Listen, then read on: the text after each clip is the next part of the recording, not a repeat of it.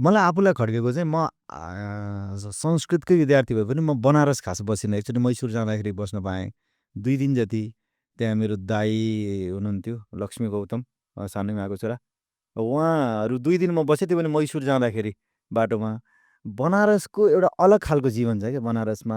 चिया किनेर कुल्न त्यो मट्का चिया खाने, यो गर्ने, दौडिने, अनि त्यो ट्राफिक पनि हामी काठमाडौँमा के भनेर अझ अस्तव्यस्त जस्तो लाग्ने।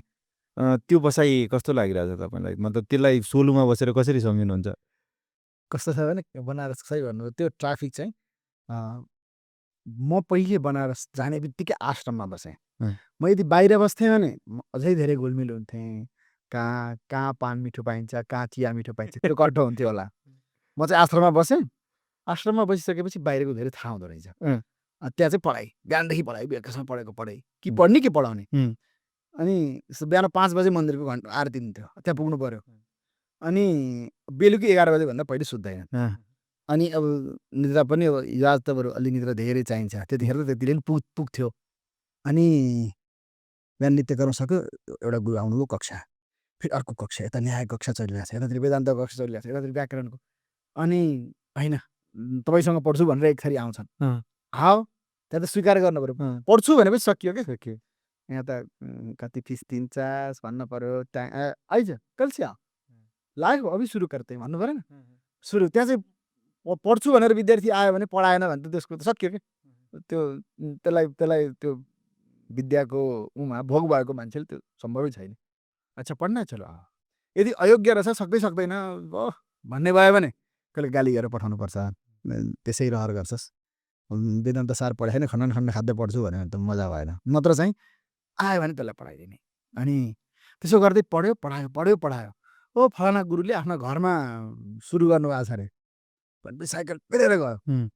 साइकल चल्छ है? साइकल पेलेर कतिसम्म भने त्यो कस्तो भिडमा ठोके जस्तो हुँदैन त्यो साइकल? म त त्यहाँ कुटेको देखेँ क्या मैले एकचोटि। त्यो ट्राफिक पुलिस यहाँ त कुट्न त कुटिहाल्दैन नि, लाइसेन्स यहाँ त डन्डा हानेकै देखेँ क्या रिक्साहरूमा मैले। पिट्छ। अनि होइन त्यो चलाउँदै बानी भयो। कस्तो कहाँ साइकल ठोकेको दुर्घटना धेरै हुँदैन नि त। साइकल ठोकिँदाखेरि साइकलको त हुँदैन, जति भए पनि घचाक्कै पारे पनि बाइक जस्तो हुँदैन नि त, डिस्क ब्रेक लाग्दाखेरि जस्तो हुँदैन। अनि साइकल कुदायो गयो, आधा घन्टा साइकल तुफान कुदाएर गयो गुरु कहाँ। अनि गुरु कहाँ गएर पढ्यो, फेरि कुदाएर आयो, आश्रममा आयो, फेरि आश्रममा पढ्यो। पढ्ने पढाउने त्यो थियो नि त। अनि त्यो हुँदाखेरि बाहिरको चाहिँ जुन मजा हुन्छ नि, त्यो मैले बनारसको लगभग थाहा पाइनँ। त्यो गङ्गा स्नानको आनन्द होइन, गङ्गा स्नान गर्ने दिनदिनै विश्वनाथ भनेको पढ्ने सुरुमा बाहिर ख्याल भयो केही पनि। म बनारस खाँच्चै भन्यो भने बसेको भन्न मात्रै हो कि। पछि पिएचडी सुरु भइसकेपछि चाहिँ अलि त्यहाँको पनि आश्रममा पनि सिनियर जस्तो, त्यहाँ आश्रममा आचार्य भनेर जहाँ मैले पढेँ त्यहीँ पढाउन थालेँ। अलि त्यसपछि बिचमा फेरि कोरोना भयो, अलि हलुङ्गो भयो क्या। त्यहाँ पढाइ पनि अलिक कम हुन थाल्यो, बिचमा अलिकति केही कक्षाहरू बन्द भयो र म गङ्गा स्नान गर्न जान थालेँ। नत्र गङ्गा स्नान पनि गर्न जान भ्याइन्थेन कि, कतिखेर जाने हो भने जस्तो हुन्थ्यो। अनि त्यो बनारसको त्यो पढाइवाला थियो माहौल। त्यसले गर्दाखेरि बनारसको त्योवाला भेटिनँ। पछि चाहिँ तर साइकल चलाएर हिँड्दाखेरि त थाहा हुन्छ नि ट्राफिक चाहिँ। पछि मैले बाइक लिएँ। पछि म उता सरेपछि, आश्रम छोडेर बाहिर निस्केपछि त्यो बाइक चलाउँदाखेरि मलाई के याद छ भने मैले हेलमेट कहिले लगाइनँ। हेलमेट कहिले लगाइएन। त्यो चलनै छैन त्यहाँ, किन लगाउनु। अनि जाडो भइसकेपछि मैले हेलमेट किनेँ। जाडोमा त जाडो हुन्छ नि त, हावाले हान्छ नि त। त्यो भएर हेलमेट मैले किनेँ। टोपी अनिवार्य छैन त्यहाँ। अब नियमले त होला तर लगाइँदैन। बाइकको त्यो अनि ग्लास पछाडि ग्लासै खोलेर राखेको त्यो पनि मेरो थिएन। अनि किन चाहियो त नि, पछाडि नहेर्ने कि जिन्दगीमा, अगाडि पछाडि हेर्नु सक्यो। अनि अगाडि हेर्ने। अब डर के हुन्छ भने पछाडि कहिले ठोकिदिन्छ कि भन्ने डर हुन्छ। तर पछाडिको मान्छे सावधान हुने होइन। अगाडि पनि जानु छ अनि अगाडिको के छ पनि नहेरिकन आफै सावधान भयो। तिमी ठोकिन्छौ मलाई के मतलब। त्यहाँको चलाउने तरिका त्यस्तो छ। तर त्यही बानी परिसकेपछि चाहिँ पछाडि चलाउने मान्छे आफै ब्रेक हान्छ नि त। अनि अथवा साइड जानु पर्यो भने के गर्ने, हात पछाडिकोले बढी ध्यान दिनु पर्छ। पछाडिकोले ध्यान। अब जानु पर्यो भने साइड लाइट बाल्ने भन्ने खासै मैले थाहा पाइनँ। साइड लाइट बाल्ने चल्नु विचित्र। त्यो त राम भरोसा भूत भावले नै चलाए जस्तै हो। साइकल र बाइकमा खासै फरक छैन कि। विश्वनाथकै दृष्टि पर्नुपर्ने रहेछ। अनि साइड लाइट वास्ता गरिँदैन, हात दिनुपर्छ। सो हेऱ्यो, यस्तो हात दियो अनि गयो। हात दिइसकेपछि त रोक्नु पऱ्यो, तर भए लाग्यो होइन रोक्यो।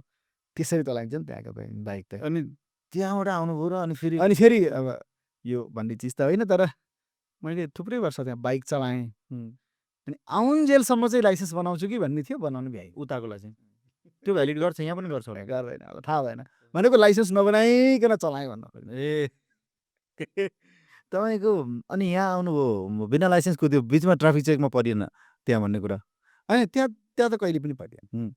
अनि संस्कृत विश्वविद्यालय सेवा आयोग दिनुभयो हजुर महेन्द्र शब्द हटाएको संस्कृत विश्वविद्यालयमा छिर्नुभयो नि नेपाल संस्कृत विश्वविद्यालय होइन अनि तपाईँ अनि सोलुखुम्बु पोस्टिङ हुने भएपछि चाहिँ कस्तो लाग्यो मतलब भावतरङ्ग कस्तो खालको भन्नु तपाईँलाई मतलब तपाईँ जतिको मान्छे जो भने एउटा सेलिब्रिटी जस्तो लाग्ने हामीलाई होइन तपाईँलाई त वाल्मिकी विद्यापीठ दिनुपर्ने पिण्डेश्वर धरानको अथवा भने अलि सुगम इलाकामा तपाईँलाई त्यहाँ पठाउनु त्यो भनेर ऊ भन्यो भने तपाईँ त्यहाँ बडो आनन्दले यो शरीरलाई होइन यस्तो हसमयतामा हुनुहुन्छ होइन के अरे अगाडि एउटा प्रोग्राम आउनुभयो हजुरले होइन नेपाल संस्कृत विश्वविद्यालय पहिले पनि थियो महेन्द्र हुनुभन्दा पहिले पहिले थियो अरे भन्ने सुनेको थिएँ भने महेन्द्र संस्कृत विश्वविद्यालयलाई यस्तो त्रिभुवन विश्वविद्यालय जस्तोको तस्तै छ भने महेन्द्र विश्वविद्यालय पनि रहँदा केही बिग्रन थिएन नेपाल त ठेगानामा आइहाल्छ भन्ने एक प्रकारले थियो।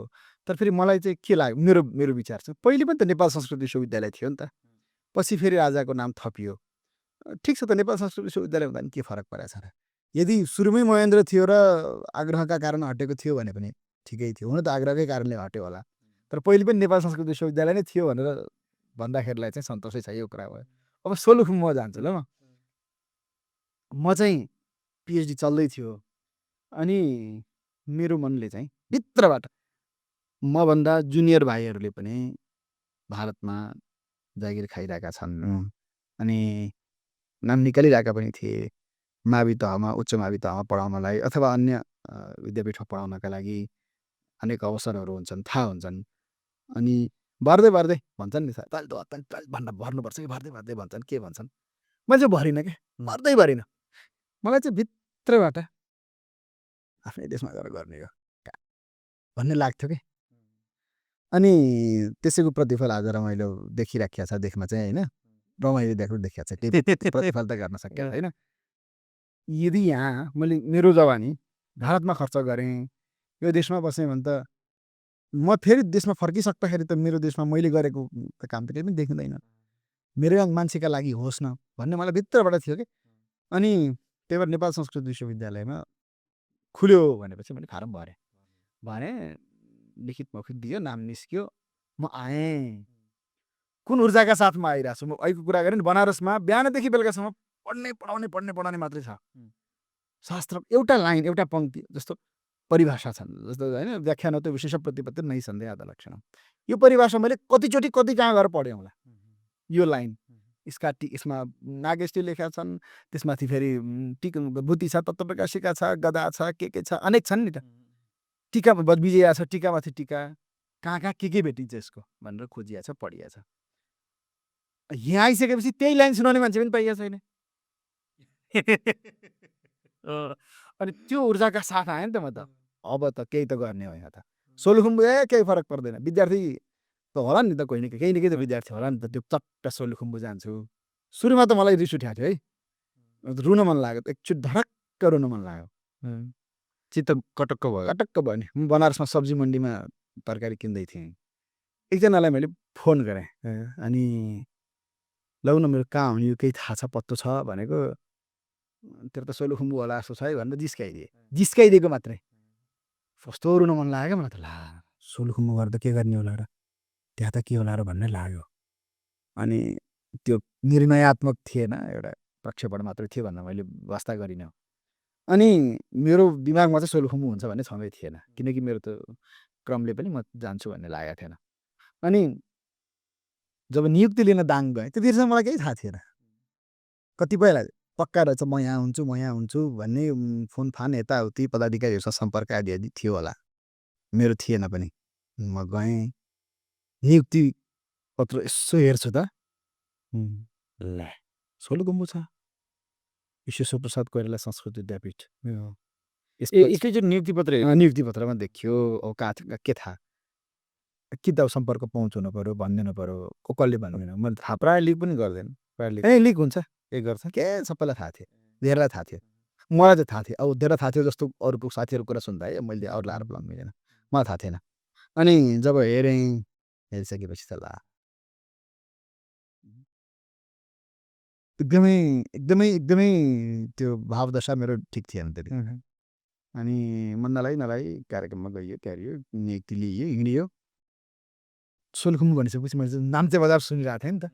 डोल्मा, लिप्सिन, नाम्चे बजार भनेर पढेको। डोल्मै बस्ने ठाउँमा होला भन्ने सोचियो, गइयो। तर रहेनछ, पहाड रहेछ। म अहिले बसेको सोलुखुम्बुको ठाउँ भनेको चाहिँ सोलुखुम्बुको तल्लो ठाउँ हो क्या। अनि त्यहाँ एउटा संस्कृत क्याम्पस छ, नेपाल संस्कृत विश्वविद्यालय। तल्लो भनेको माथि चढेर झर्नु पर्यो? माथि जानु परेन। ए तलै हो। ओखलढुङ्गाबाट सुस्स छिरे भएर। सिमाना ओखलढुङ्गा र थुलुङमा। सुस्स छिरे भयो, त्यही भएर धान फल्ने राम्रै ठाउँ छ। पहाड हो कि त्यो, हिमाल होइन त्यो ठाउँ चाहिँ। त्यहाँबाट हिमाल देखिँदैन। म बस्ने ठाउँबाट हिमाल हेर्छु भने पनि देखिँदैन, अलि माथि जानुपर्छ। अनि त्यो ठाउँमा पुगियो। मलाई चाहिँ जोस के थियो भने म त गर्छु है, म त गर्ने हो। मैले बनारसमा पनि के गरेको थिएँ भने पछि म फ्ल्याट लिएर बस्न थालेपछि विद्यार्थीलाई राख्थेँ क्या मैले आफ्नै आफू कहाँ राख्ने, पढाउने। जति सकिन्छ मेरो छात्रवृत्ति छ, त्यसले जति आउँछ यसो यताउति गरेर बाँकी रहेकोले 2 जना 3 जनाले बढी खाएर के बिग्रन्छ भनेर घरमै राखेर विद्यार्थीहरू पढाउँथेँ। बाहिरबाट पनि नेपाली विद्यार्थीहरूलाई नेपालबाट लिएर गएको थिएँ मैले। उनीहरूलाई बस्ने व्यवस्था गरेर आओ है, त्यो त्यहाँ बस्छ, पढ्न चाहिँ म कहाँ हो भनेर पढाउँथेँ। उता पिएचडी पनि चलिरहेको थियो, उतातिर पढाइ पनि चलिरहेको थियो। तिनीहरूलाई पढाइरहेको थिएँ मैले। त्यसरी पनि पढाइरहेको थिएँ भने यहाँ त सक्छ, त्यही आफ्नो देश हो, यहाँ त गर्छ नि त भन्ने थियो। यहाँ आइसकेपछि त सुनसान छ, क्याम्पस पुरा सुनसान। सन्नाटा पुरा। सन्नाटा, पुरा सन्नाटा। अनि जुन दिन हामी गयौँ, गएको दिन शनिबार थियो। अनि अर्को दिन चाहिँ स्वागत कार्यक्रम भयो नि त। हामी 7 जना उपप्राध्यापक नेपाल संस्कृत विश्वविद्यालय सोलुखुम्बु पठायो। सबैजना है? हजुर हजुर हजुर। अनि व्याकरणका, ज्योतिषका, अन्मेजीका, नेपालीका मान्छेहरू पठायो। हामी गयौँ, हुलमादरी गयो। एउटै गाडीमा रिजर्भ गरेर गयो, हल्लाखोर गर्दै गर्दै गइयो। नयाँ नयाँ साथीहरू, नयाँ नयाँ जोस लिएर हामी रमाइलो भयो। गएको, रमाइलो भयो। गएको त सुनसान छ, केही पनि छैन क्याम्पसमा त, चकमन्नै छ। यसो 1-2टा विद्यार्थी होलान्, यसो स्वागत भाषण गर्ला, छैन, केही नै छैन। एकजना चाहिँ कोही महिला त्यहाँ समितिको अध्यक्षको बुहारी हुनुहुन्थ्यो, उहाँ पनि विद्यार्थी मात्र त्यहाँ, उहाँ चाहिँ एकजना छ, सो देखिन भएको थियो। नत्र मैले विद्यार्थी देखिनँ। अनि क्याम्पस प्रशासन हुनुहुन्छ, प्रशासनमा एकजना मान्छे हुनुहुन्छ, प्रिन्सिपल हुनुहुन्छ, प्रिन्सिपल पनि हुनुहुन्थ्यो, प्रिन्सिपल एकजना हुनुहुन्थ्यो। अनि उहाँ उपप्राध्यापक हुनुभयो, एकजना प्रशासनमा हुनुहुन्छ, अनि कामदार यताउति 3 जना हुनुहुन्छ। अनि त्यसपछि लेखा छैन। ए लेखा छैन। लेखाका लागि तलब खुवाउनलाई त्यहाँको प्राचार्य 2 दिन धाएर धरान विद्यापीठ पुगेर तलब खाएर फर्किनुपर्छ। ए लेखा शाखा नै छैन। कस्तो आश्चर्य। यस्तो विद्यापीठ अधिकृतहरू कोही छैन त्यहाँ? धरानमा हुनुहुन्छ त्यहाँको मान्छे। पिण्डेश्वरले हेर्छ त्यो? पिण्डेश्वरले हेर्ने होइन, त्यहाँको मान्छे धरानमा हुनुहुन्छ। अब त्यो के कसो भन्नु, आश्चर्य।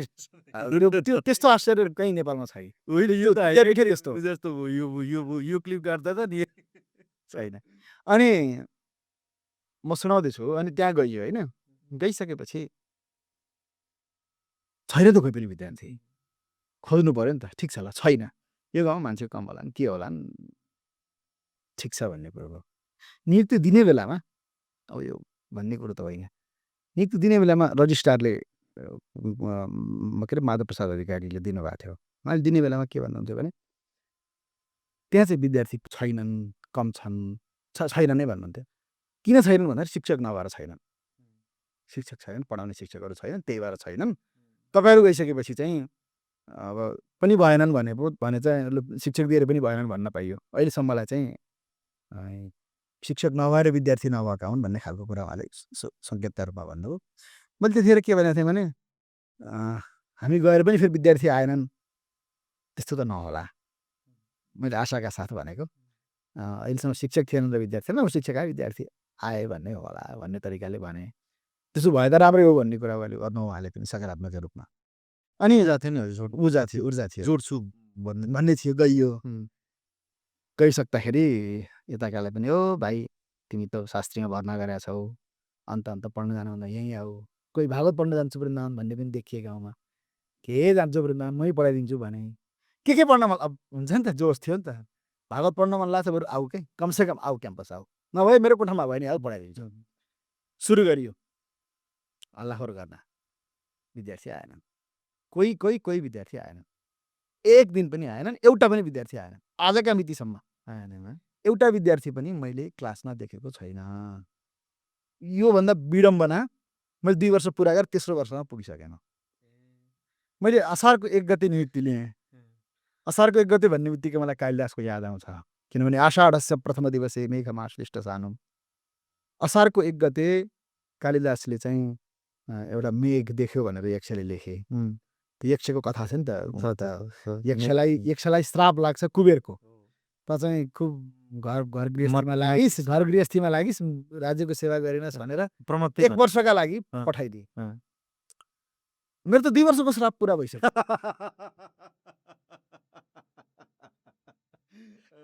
हैन किन यो कथा सुनाउँदै हुनुहुन्छ 2 वर्षको श्राप पुरा भएर तेस्रो वर्ष लागिसक्यो ग्रामीण समाज चाहिँ कस्तो छ त्यहाँ ठिक छ हार्दिक छन् मान्छे ग्रामीण समाज गाउँलाई कुनै दोष छैन गाउँ एकदम स्नेह छ पारस्परिक एकदम राम्रो छ सब ठिक छ त्यो गाउँकालाई कुनै तरिकाले दोष दिने कुनै ठाउँ छैन समस्या के हो भने गाउँमा जनसङ्ख्या कम छ गाउँका मान्छेहरू निस्किँदै गइरहेछन् दोष कसैको पनि छैन कि हेर्ने हो भने विश्वविद्यालयले पनि अब ठिक छ शिक्षक चाहिएर होला भनेर पठाइदियो गभर्मेन्टले थियो होला आवश्यकता त्यहीँको देखियो कागजमा त देखियो नि त आवश्यकता अब त्यहाँको प्रशासनले पनि विद्यार्थी आउँछन् कि शिक्षक भएपछि भनेर सोच्नु पनि पर्यो एक प्रकारले हेर्दाखेरि कसलाई दोष दिनु होइन कस्तो है अनि यही सुने मैले पुगिसक्दाखेरि विद्यार्थी छैनन् 2 वर्ष भयो मैले के सम्म गरेँ सुनाउँछु है पहिले म कसैकै घरमा बस्थेँ अहिले पनि कसैकै घरमा बस्छु घरमा बस्थेँ अनि विद्यार्थीहरूलाई बोलाएर पढाउन थालेँ बाबु नानी आओ तिमीहरू आओ पढ भनेर पिँढीमा बसालेर पढाउन थालेँ अब अर्काको घरमा होइन खाटमा बसाल्दाखेरि पिँढीमा बसाल्दाखेरि को आयो के आयो कसो आयो चौरमा पनि लहरमाथि पढाएँ होइन पछि अनुकूल भएन त्यस्तै भयो साथीहरूलाई पढाउन थालेँ त्यहीँ प्राध्यापक साथीहरू पढाउने साथीहरू तलबमा पढाउँ न त केही न केही त पढाउँ त खाली नबसौँ भनेर यो चाहिँ पढाएको भन्ने नबुझौँ चर्चा भन्ने तरिकाले गरौँ भनेर एउटा लघु कौमुदी सुरु गरेँ 2-4जनालाई राखेर सिद्धान्त कौमुदी सुरु गरेँ उतातिर रसगङ्गाधर सुरु गरेँ के सम्भव थियो अलिअलि गरिए एक प्रकारले तर विद्यार्थी त कोही पनि पाएन ए बुझी ठ्याम्मै अनि तल एउटा मावि छ संस्कृत मावि संस्कृत माविमा 11-12 पढ्ने विद्यार्थीहरूलाई चाहिँ म त्यहीँ आएर पढाउन किन पढाउँ तिम्रो नजिकै छ क्या एउटै बााउन्ड्रीभित्र छ माविका विद्यार्थीहरू चाहिँ तिमीहरू छ विद्यालय पनि विश्वेश्वर प्रसाद कोइराला संस्कृत मावि विद्यापीठ प्लस 2 का विद्यार्थीलाई चाहिँ मैले म पढाइदिन्छु तिमीहरूलाई त्यहाँको प्राचार्यलाई गएर भने मैले पढाइदिन्छु ठिक छ शिक्षकलाई पनि अलिकति अलुङ्गो हुन्छ फलानु शिक्षकले नै पढाएको भन्नुहोस् म पढाइदिन्छु कागजमा र नियमित वैधानिकतामा उहाँकै देखियो ज्ञान आफूले दिने म गर्छु नि त भनेर पनि केही समय अलिकति त्यसरी पनि विद्यार्थी बटुलेर के गरिएन भन्न न तपाईँले टिप पनि हाल्नु श्लोक पाठ गरेर अनि त्यति त्यो संस्कृतमा चाहिँ के अरे नानीहरूले त श्लोक भनेको होइन नेवार थर भयो कि विश्वकर्मा हाल्नु नेपाली थर भयो कि त्यस्ता नानीहरूले श्लोक एउटा सन्देश हुन्छ भन्ने तरिकामा ती मैले पढाएको एक प्रकारले केही समय पढाएको विद्यार्थी भयो त्यसरी पनि प्रयास गरियो कि अब त्यो अर्काको विद्यार्थी पढाएर त कतिन्जेल हुन्छ उनीहरू एउटा कक्षा पास गर्छन् जान्छन् के हुन्छ अनि उनीहरूको विधा हाम्रो मिल्दैन कार्यक्रम शास्त्रीको मात्रै छैन आचार्य शास्त्री मात्रै छ पहिलो उत्तर मध्यमा मात्रै त शास्त्री कार्यक्रम छ 4 वर्षको हजुर अहिले शास्त्री 4 वर्षको छ उत्तर मध्यमा छैन यसरी गरेर प्रयास गर्दाखेरि पनि ठ्याक्कै भन्दाखेरि मेरो विद्यार्थी भन्न कोही पनि मैले श्राप मुक्त भइया छैन श्रापबाट मुक्त भइया छैन त्यो यक्षको अलि पूर्व जन्मको पुण्य थियो होला चाँडै 1 वर्षमा सकियो मेरो कहिलेसम्म सकिन्छ थाहा भ्रमशरिक त भएको छैन भ्रमशरिक त प्रकोष्ठ कनका बलाय तपाईँ झर्ने त्यस्तो हुन सक्यो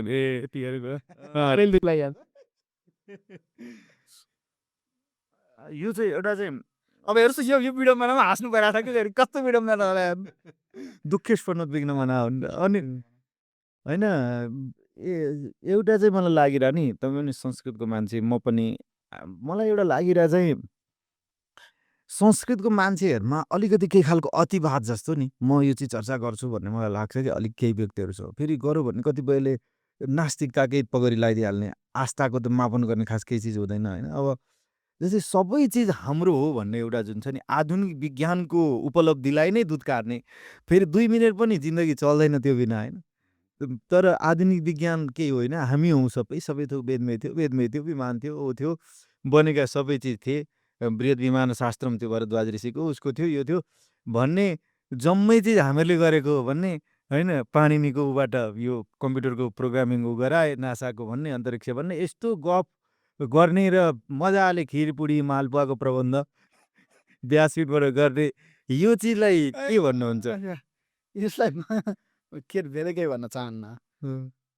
एउटा दुइटा कुरा चाहिँ के स्वीकार हामीले गर्नुपर्छ भने कुनै समयमा हामी कहाँ पनि विज्ञान थियो, तर अहिलेको जुन विज्ञान छ त्यो सबै सर्लक्कै हामीबाट गएको भन्ने होइन, एउटा कुरा। दोस्रो कुरा, संस्कृत भन्ने बित्तिकै धर्म मात्रै पनि होइन होइन, विज्ञान पनि हो। जस्तो उदाहरणका लागि हामीसँग आयुर्वेद छ नि, हो आयुर्वेद त विज्ञान हो नि। हो आयुर्वेद त स्पष्ट त्यसैका आधारमा वर्षौँदेखि चिकित्सा पद्धति चलिरहेछ, मान्छे जीवित भइरहेछन्, स्वस्थ छन्। योगमा पनि मान्छेलाई स्वस्थ बनाउने क्रियाहरू छन्, त्यो छ अनेक छन् नि त। योग आयुर्वेद। अनि त्यस्तै गरी यो त अलि बजारमा अलिअलि बिस्तारै आउँदैछ, कम हुँदैछन्, प्राचीन परम्पराहरू कम हुँदैछ होइन। जस्तो आयुर्वेद पढ्नेहरू पनि आयुर्वेदमा सिद्ध छैनन् क्या, छैन।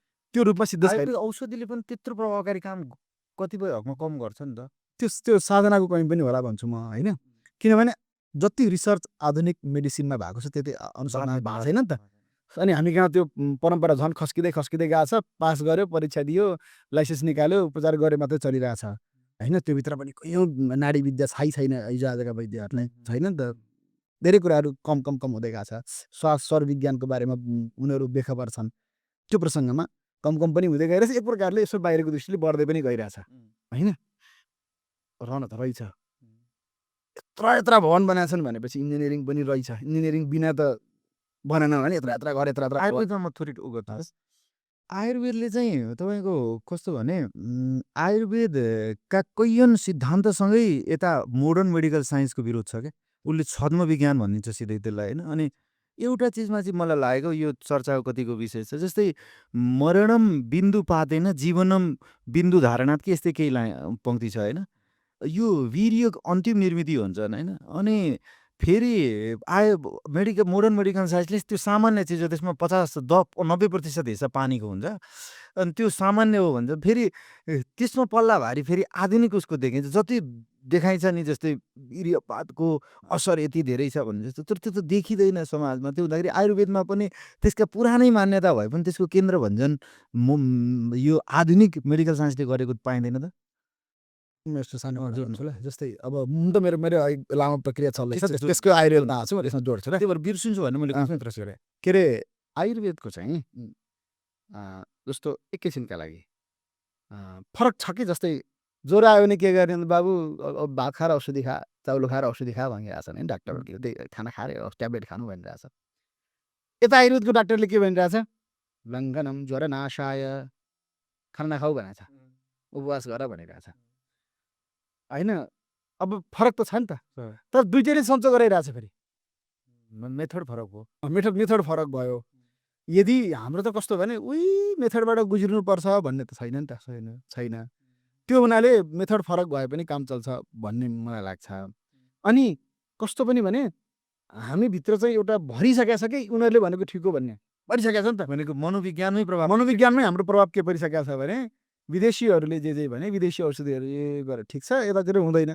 यतातिर पनि छन् कि भनेर हामीले खोजेको छैन, मैले नि खोजेको होइन। जस्तै तपाईँले हामी दुइटैले खोजेको छैन लागि होइन। अनि कहाँ आयुर्वेद सन्चो हुन्न, तत्काल गर्दैन भनेर बसिरहेछौँ क्या हामी। किनभने ती डाक्टरले भनेको सुनिरहेछौँ, त्यही भएर होइन। आयुर्वेद विज्ञले भनेको त सुनेकै छैन हामीले, कम छन् मान्छे पनि, त्यो भएर पनि होला। त्यसैले आयुर्वेदमा चाहिँ म प्रश्न उठाउन किन चाहन्न भने म त्यो विषयको विशेषज्ञ पनि होइन। अलिअलि मैले सुश्रुत संहितामा दाइसँग मिलेर एउटा टिका लेख्दै थिएँ, त्यो हुनाले अलिअलि आयुर्वेदको बिएमएस हजुर बिएमएस एमडी पनि एमएस पनि गरेर अहिले टियुमै पढाउनुहुन्छ। अनि दाइ दिदी हुनुहुन्छ ए हजुर, दाइ दिदी मामा भिनाजु हाम्रो परिवारमा सबै आयुर्वेदका डाक्टरहरू हुनुहुन्छ। अनि मेरो तात्पर्य के भने आयुर्वेदलाई पनि परीक्षण गर्ने हो भने त्यो खरो उत्रिन्छ भन्ने मलाई लाग्छ। विज्ञान त एकदमै छ। अनि मेरो कुरा त्यसै गरी यहाँ आउँछु। अब यत्रो भवन बन्नु के भन्नुका पछाडि विज्ञान पनि छ नि त। त्यो इन्जिनियरिङ नभइकन त बनेन होला। त्यो सुरक्षित गर्नुपर्ने विद्या हो र प्रयोग गर्नु अब त्यो विद्या चाहिँ हामी कहाँ आइपुगेको छैन, देखेकै छैनौँ हामीले। त्यो हुँदाखेरि चाहिँ थियो होला जस्तै विमानशास्त्रको कुरा गर्नुभयो। विमानशास्त्रमा बिजुली उत्पादन कसरी गर्ने भन्ने कुरा पनि रहेछ। छ कि त्यहाँ। अब त्यो श्लोक भनेर मैले यसरी यो भनेर देखाउन सक्दिनँ। संस्कृत पढ्यो भन्दैमा आउँदैन, इङ्ग्लिस पढ्यो भन्दैमा साइन्स आउँदैन नि त। किताब हेरेर मलाई अङ्ग्रेजी आउँछ, मैले त इङ्ग्लिसमा मास्टर्स गरेको, मैले त सेक्सपियरलाई पढेको छु भनेर त्यो किताब हेरेर अपरेसन गरेर त मिल्दैन नि, इङ्ग्लिसमा लेखेर मिल्दैन। भाषा मात्रै हो। चीनको भोटेले के गर्ला, उसले त आफ्नै भाषामा साइन्स गर्छ। त्यस्तै चाहिँ संस्कृत त मैले पढाएको छु, तर इन्जिनियरिङ त मैले पढाएको छैन। जस्तो बृहत् विमानशास्त्र कसैले पढाएको छैन। अझ बृहत् विमानशास्त्र त वास्तवमा एउटा वैमानिक प्रकरण हो। भारद्वाजको यन्त्र सर्वस्वम बडेमानको ग्रन्थ छ, त्यो भित्रको एउटा प्रकरण हो, वैमानिक प्रकरण। त्यसमा विमान कसरी बनाउने, के गर्ने भनेर विस्तृत रूपमा वर्णन पनि छ। र कथाहरू सुन्दाखेरि चाहिँ यसरी यसरी यसरी यसरी उडेको भनेर भनेको पनि देखिन्छ। भनिसकेपछि त्यस्तो विधि विधान लेखिसकेपछि त होला नि त। यो प्रयोग गर्ने कसरी कतिपय थाहा हुन्न, कतिले प्रयास पनि गरेका छन्। यो राइट ब्रदर्सले चाहिँ उडाउनुभन्दा पहिले भारतको महाराष्ट्रमा उनीहरूले उडायो भन्दा अलि माथिसम्म यही बृहत् विमानशास्त्रका आधारमा दुई भाइले उडाएका छन्। तर होइन, अनि मेरो कुरा के हो, त्यसलाई यदि हामीले संरक्षण गर्न पाएको भए, गर भनेर चाहिँ सरकारले प्रोत्साहन गर्न पाएको भए त्योभन्दा अगाडि पो जान्थ्यो कि। अनि तिम्रो विमानशास्त्र हेरेर कसले चाहिँ हवाईजहाज उडाए भन्छ नि, ठिक छ, राम्रो कुरो। त्यसको लागि प्रयास कति भएको छ? संस्कृत पढ्ने कतिजना छन्? सबैले व्याकरण पढ्नु पर्यो, सबैले व्याकरण लिनु परेको छ कि छैन? वेदै पढ्ने मान्छे छैनन् होइन। यो कर्मकाण्डमा यसो जोगाउनका लागि भनेर गुरुकुल खोलिया छन्। उनीहरूले विमानशास्त्र पढाउँदैन, इन्जिनियरिङ पढाउँदैन। पढाउने मान्छे को त नि, कोसँग गएर पढ्ने हो? मैले थाहा छैन नि त। मलाई विमानशास्त्र पढ्ने इच्छा छ, कोसँग गएर पढौँ? छैन। अवस्था त्यस्तो छ कि त्यसैले हामी कहाँ भएका चिजहरू, कमसेकम भएका चिजहरू चाहिँ पहिचान गरौँ। एउटा कुरा छ, हामीसँग पनि भण्डार विशाल छ।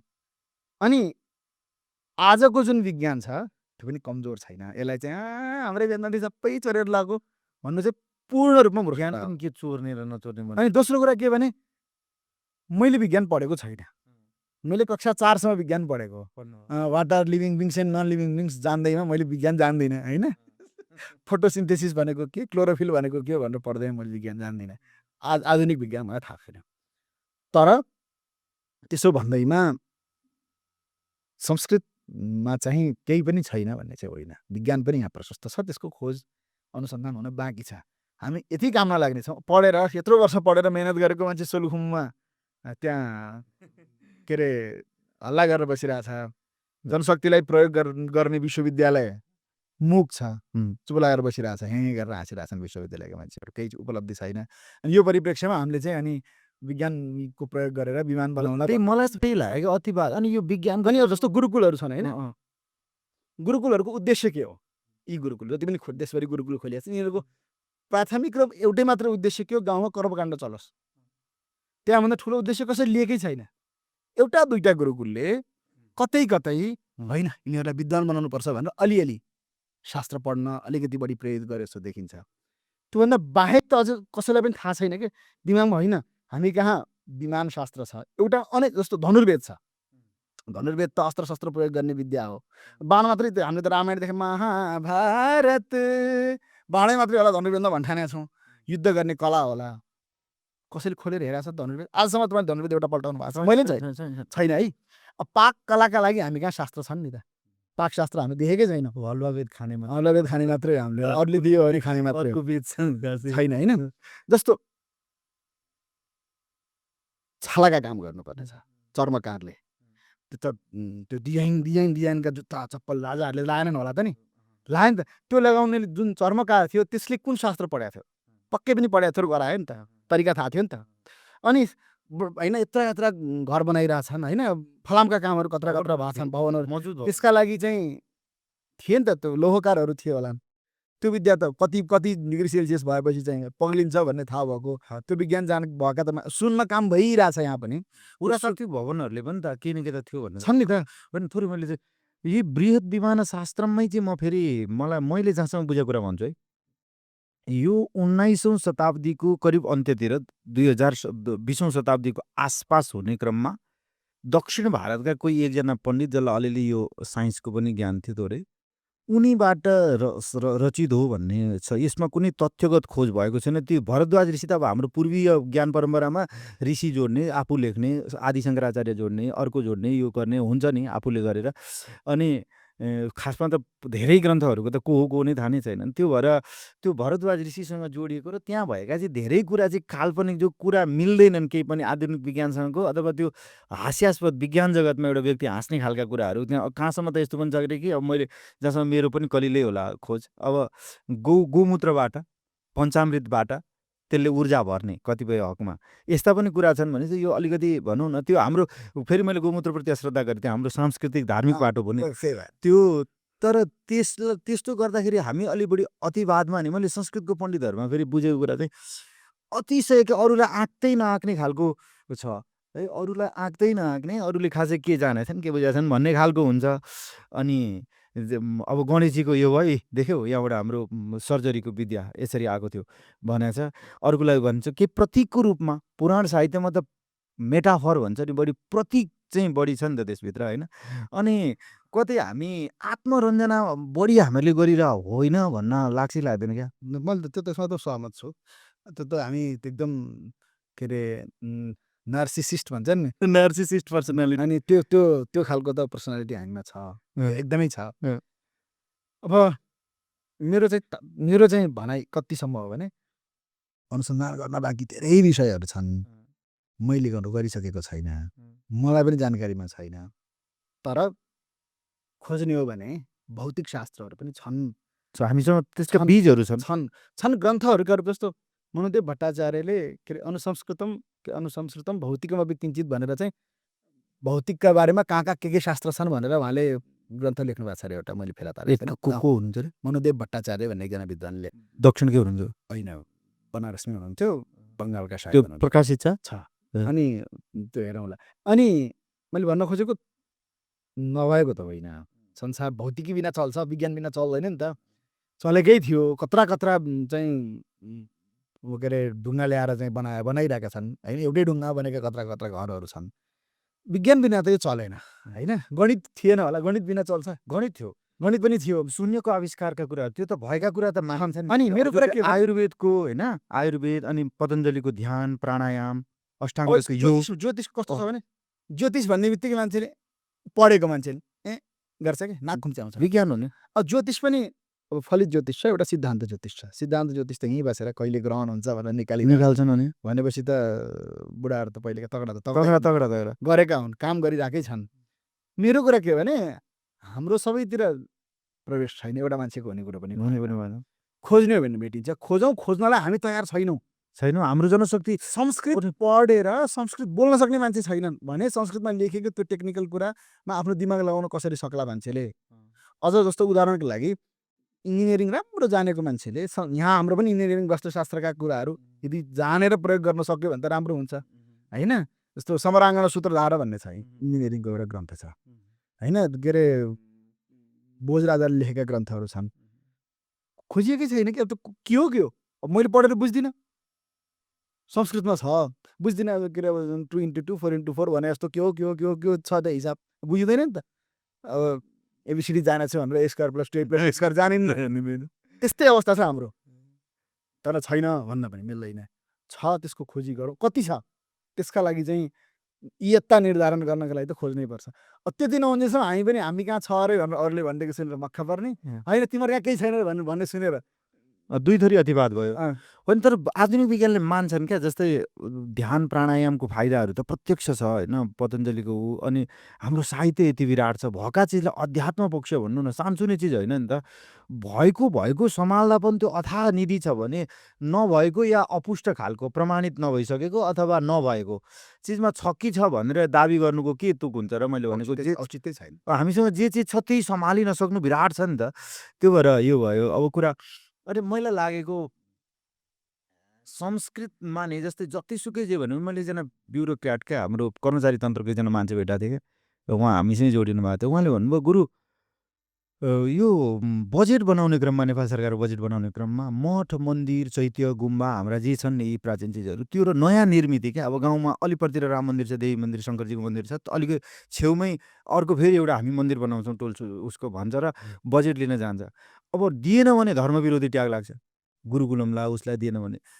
अब नियमित दिइरहेका प्राचीन सम्पदाको त त्यो आफ्नै त्यसको संस्कृति मन्त्रालय आफ्नै डिपार्टमेन्ट छ, दिन्छ। अब थप्दाखेरि त्यसले रोजगारी सिर्जना गर्दैन। एउटा आश्चर्यको कुरा के छ भने नि भएकै बचाउन नसके रोजगारी सिर्जना हुँदैन हो कि होइन। अब उसले नयाँ चिजको केही प्रोडक्ट गर्दैन अनि बजेट त जान्छ। हाम्रो देशको थोरै छ अर्थतन्त्र अनि कतिपय चिजमा चाहिँ हामीहरूले काम पनि केही गर्न सकेका छैनौँ संस्था भइकन पनि होइन। अनि त्यसलाई बजेटिङ मात्रै गरिरहँदाखेरि अनि केवल भावात्मक सम्प्रेरणा र भावात्मक एउटा प्रियता मात्रै भइरहेको र वस्तुगत रूपमा हामी यो क्षेत्र हाम्रो धार्मिक सांस्कृतिक अथवा यो पूर्वीय धर्मदर्शनका पाटाहरू रुमल्लीको जस्तो हुन्छ कि हुँदैन? यो विषय चाहिँ मेरो खासै सोच विचारमा नभएको विषय भयो। ठ्याक्कै मैले यस विषयमा कहिले आजसम्म ख्याल गरेको थिइनँ। कुरो सही हो। हामी कहाँ अहिले कस्तो भएको छ भने मन्दिर छ कृष्णको, यसो 108 शिवलिङ्ग बाहिर बनाऊँ भन्ने भइसक्यो। शङ्करजीको देवा शिवालय बनाउने मन्दिर छ देवीको, कालीको मन्दिर छ भित्र होइन, 100 वर्ष पुरानो छ। बाहिर यसो 108 शिवलिङ्ग बनाऊ न, चट्ट टिकटक बनाउँदै साउनको महिनामा जल चढाउँदै बिचमा एउटा शिवजी, अझ मिल्यो भने शिवजीको टाउकाबाट फुर्र फुर्र पानी आएको, साइडमा हनुमानजी अनि के मिल्छ बनाइदिउँ ताकि डिपार्टमेन्टल स्टोर जस्तो साउनमा त्यहाँ शिवजी कहाँ जाओस्, यसो दसैँका बेला काली कहाँ जाए राम्रो छ होइन। अनि अब एउटा चाहिँ सजिलो गराइदिउँ, विष्णु कृष्ण राम एउटा मतलब त्यो त एउटै तत्त्व भयो, हुने गरी एउटा बनाइदिउँ ताकि रामनवमीमा पनि मान्छे हाम्रो मन्दिरमा आउन्। पोखराहरू ती रामकृष्ण राधाकृष्ण त्यही सीताराम नै खाजु आउन् भने जस्तो गरेर अहिले त फेरि त्यो साउन महिनामा चाहिँ व्रत बस्ने के भन्ने एउटा प्रिफरेसन जस्तो पनि भएको छ। तिजमा पनि मान्छे आइहाल्छ, महिलाहरूलाई शिव भक्तिहरू चाहिँ राम्रै गइरहेको के गर्ने त, चट्टसिपट बाटबाट नि जस्तो एकै ठाउँमा सबै देवता राखिदिउँ न त भन्ने खालको भइरहेछ कि मन्दिरहरूले पनि त्यसो गर्न थाले। अनि लौ न यस्तो नगरौँ, कालीको मन्दिर हो, किन शिवजी राख्नु परिरहेछ? मलाई फोन गरेर शिवजीको त्यो त्यो त्यो जल जुनबाट जान्छ त्यो कुन दिशातिर राख्ने अरे भनेर मलाई गाउँमा फोन आयो। यो किन राख्न चाहिँ किन परेको भनेर भने, राख्न त राख्ने भइसक्यो, कतातिर हो त्यति निर्णय दिएन भने उत्तरतिर भने सोलुखुम्बुमा पनि कता त्यहाँ राख्न थाले अरे भनेर चर्चा हुँदै गर्दा ठ्याक्कै म पुगेको थिएँ। ल भन्नुहोस् त कसो गरौँ, के कसको कत्रो बनाऊँ शिवजीको के भन्दै थिएँ। नबनाए हुँदैन भने मैले के भने त्यो मन्दिरमा जानेहरूको सङ्ख्या गाउँमा कम भइरहेछ। हो ठ्याक्कै कुरा, जाने मान्छेहरूको सङ्ख्या प्राचीन कालदेखि नै छ। त्यो मन्दिर त्यो राम्रो छ, बरु त्यो मन्दिरमा जानेहरूले गएका बेलामा पञ्चामृत खान पाउने व्यवस्था गरौँ। ठिक, किनभने मान्छे लोभी छ के, नियमित मान्छेको इन्द्रिय प्रीतिका लागि मन्दिर जान्छ, ईश्वर प्रीतिका लागि जाँदैन। किन गएपछि यसो राम्रो आहा दृश्य कस्तो राम्रो भयो भने जाने हो नि त मान्छे त, मोबाइल फोटो होइन राम्रो दृश्य भने फोटो खिच्छ, ठिक छ मन्दिरमा मान्छेको श्रद्धा छ, तर कहीँ न कहीँ इन्द्रिय प्रीति त छ, ईश्वर प्रीति त चलो होगा तो होगा, नहीं होगा तो भी कोही बात नहीं होइन छ भने मान्छे यसो ठिक छ मन्दिर सरसफाइ गर, हप्ताको एकचोटि मन्दिर सरसफाइ गर्न, यदि त्यहाँको मन्दिर व्यवस्थापनले सक्दैन भने मान्छे लगाऊ, त्यसको लागि पैसा चाहिन्छ होला, त्यसमा खर्च गर, सत्सङ्ग गरौँ न, सत्सङ्ग गरौँ। एकदम आवश्यक के छ भने सत्सङ्ग छ, किनभने सत्सङ्ग शब्दले अब विराट कुरा लिएला। मेरो तात्पर्य चाहिँ त्यो गाउँका मान्छेहरूलाई कुनै न कुनै रूपमा आध्यात्मिक ज्ञान दिइराखौँ ताकि अर्को मान्छेले आएर नभरोस्। पहिले के थियो भने गाउँका मान्छेलाई दिनुपर्ने थिएन कि आफ्नो तरिकाले श्रद्धाले गरिरहेको थिए। अहिले के भयो भन्दाखेरि सबै खाली भयो, मान्छे खाली बस्न सक्दैन के, कसै न कसैको त सुन्छ। अनि आएर हजुर तिम्रा देवता त मुक्ति दिन सक्दैनन्, मुक्ति दिने त हाम्रो हो यस्तो देवता हुनुहुन्छ भनेर अर्को आइपुग्यो। तिम्रा देवताले हेर तिम्रा भगवान्ले के गरे, आफ्नी पत्नीलाई जङ्गलमा छोडेर गए भनेको छ। अर्कोले तिम्रा देवताले के गरे, 16,108 वटीलाई सँगै राखेर, तिम्रा देवताले के गरे, गाँजा भाङ खाए धतुरो खाए भन्ने एउटा गाउँमा के अरे झोला बोकेर, झोलामा किताब बोकेर आउँछ। अब त्यसले जे भने हो ठुवा पर्छ कि मान्छे, हो क्या हो त नि है भन्ने लाग्छ। अब त्यो मान्छेलाई भाइ तैँले यसबाट जे सुनिस् त्यो यो मानेमा गलत हो, यसको रहस्य यो हो, यसको कुरो यो हो भन्ने जानकारी भयो भने त फुत्त फुत्त भाग्दैन नि त। मेरो ढाड दुख्यो सन्चो गराइदिए भन्दै पुगेछ, खुट्टा दुख्यो लौन सन्चो गराइदिए भन्दै पुगेछ, पाइल्स निको भइजा फलानाको नाममा भनेर गरिदिइहाल्छ फेरि। अनि ती मान्छेहरूलाई बुद्धिमा केही केही खुराक त चाहिन्छ नि त। कमसेकम नाच्ने बहानाले भजन गाउने बहानाले आउन्, आधा घन्टा सुनुन्, त्यो गर्न सकिन्छ नि त। हप्ताको एक दिन शनिबारका दिनमा अथवा एकादशीका दिनमा अथवा महिनाको एकचोटि पहिलो शनिबार त केही गरेर सत्सङ्ग राखौँ। त्यहाँ युवाहरू जाउन्, बालकहरू जाउन् अथवा वृद्धहरू जाउन्, उनीहरूलाई केही न केही रूपमा घर परिवारमा चाहिने कुराहरू सामान्य पूजा पद्धति होस्, मन्दिरले सिकाउनुपर्छ क्या, मन्दिरको कर्तव्य हो। मन्दिर के भइरहेको छ भने अनुत्पादक भइरहेछ। के मानेमा भने गाउँले चाहिँ मन्दिरमा पैसा दिने, मन्दिरले के दिन्छ? प्रमाणपत्र। त्यो बाहेक के दिएछ त मन्दिरले? मन्दिरले पनि ज्ञान दिनु, सामाजिक समरसता, ऊर्जा रूपान्तरणमा त मन्दिरमा चाहिँ हामीले भिक्षा दिने, मन्दिरले चाहिँ हामीलाई शिक्षा दिने हुनु पर्यो नि त। हो, ज्ञान प्रवाह हुनु पर्यो त्यहाँबाट। केही न केही त पाउनु पर्यो नि त समाजले। ज्ञान पाइयो भनेपछि ओहो मेरा बच्चा बच्ची आज मन्दिर गएर बा आमालाई ढोक गर्नुपर्छ भनेर वाह भयो भने के हुन्छ? दुई तिनवटा कुरा एकैचोटि हुन्छ। एउटा कुरा मन्दिर चलायमान हुन्छ, जानुपर्छ है भन्ने चेतना हुन्छ। मन्दिर हाम्रो त हप्ताको एकचोटि जानैपर्छ भनेर कर्फ्यू त लगाएका छैनौँ हामीले, वर्षमा एकचोटि गए पनि चलाएको छ। मन्दिर निरन्तर चलायमान हुन्छ। दिनदिनै मन्दिर जाने मान्छेले फोहोर देख्यो भने सफा गर्छ, होइन यसो गरौँ भन्छ। अनि त्यहाँ जो बसिरहेको छ नि, पुजारी पण्डित गुरु जो बसिरहेछ उसको पनि समाजप्रति दायित्व हुन्छ, उसलाई पनि समाजले आदर गर्छ। टपर टकटक आउँदै हिँडेको छ, हेर त यसले उही पाउन् भनेर गाली खाइरहेछ कन्यापरी, होइन कन्यापरी भन्छ हामीले। अब के हुन्छ? होइन मैले त राम्रो कुरा सिकाउँदै हिँडिरहनु भएको छ नि त। उसप्रति पनि समाजको श्रद्धा बढ्छ, मन्दिरप्रति पनि आस्था हुन्छ, उनीहरूलाई पनि लाभ भइरहेछ। उनीहरूको पनि अलिअलि धनको शुद्धिकरण हुन्छ, कुनै न कुनै रूपमा त्यो अर्थ पनि चलायमान हुन्छ, त्यो राम्रो हुन्छ। 109 फिटको शिवलिङ्ग बनाउँछौँ, 111 फिटको त्रिशूल बनाउँछौँ, ऐतिहासिक 212 फिटको चाहिँ ऐतिहासिक चाहिँ शिव के अरे हनुमानको पुच्छर बनाउँछौँ भनेर के भाइ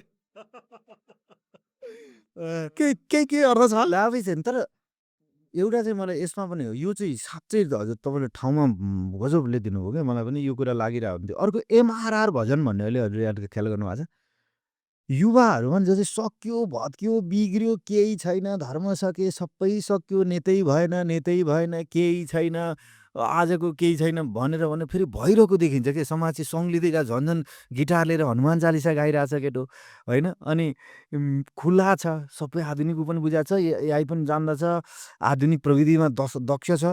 अनि MRR भजन यत्रो भजन क्लबहरू बनाएर भेला भएर गरिरहेछन्। त्यो भएर भनौँ न रोकिने चाहिँ राम्रो चिज रोकिँदैन रहेछ नि। जस्तै योग विद्या कसरी फेरि उठेर आज मोडर्न हस्पिटलहरूले योगको प्राकृतिक चिकित्साको डिपार्टमेन्ट अलग सँगसँगै जोडेर लान थालिसक्यो भने त्यो त एउटा रहेछ नि, होइन? सही भन्नु। MRR भजन, MRRमा म पनि छु, होइन? म मिन्स रुम रिलोडेड ए हुनुहुन्छ?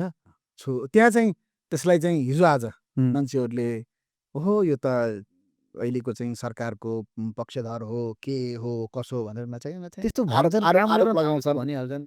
MRR विशुद्ध केटाहरू युवाहरू कस्तो मनको संस्था हो। संस्था पनि के ग्रुप, फेसबुक ग्रुप हो कि मैले संस्कृतमा नेपालमा चलाएको छु। त्यो चाहिँ प्राइभेट छ, अरू छिर्न सक्दैनन्, किनभने त्यसमा हँसी मजाक पनि हुन्छ, कहिलेकाहीँ केटामा हुने कुराहरू हुन्छन्, त्यहाँ केटी मान्छेले गरेर हेर्दा राम्रो नदेखिएला, त्यसैले केटाहरूको मात्रै ग्रुप हो।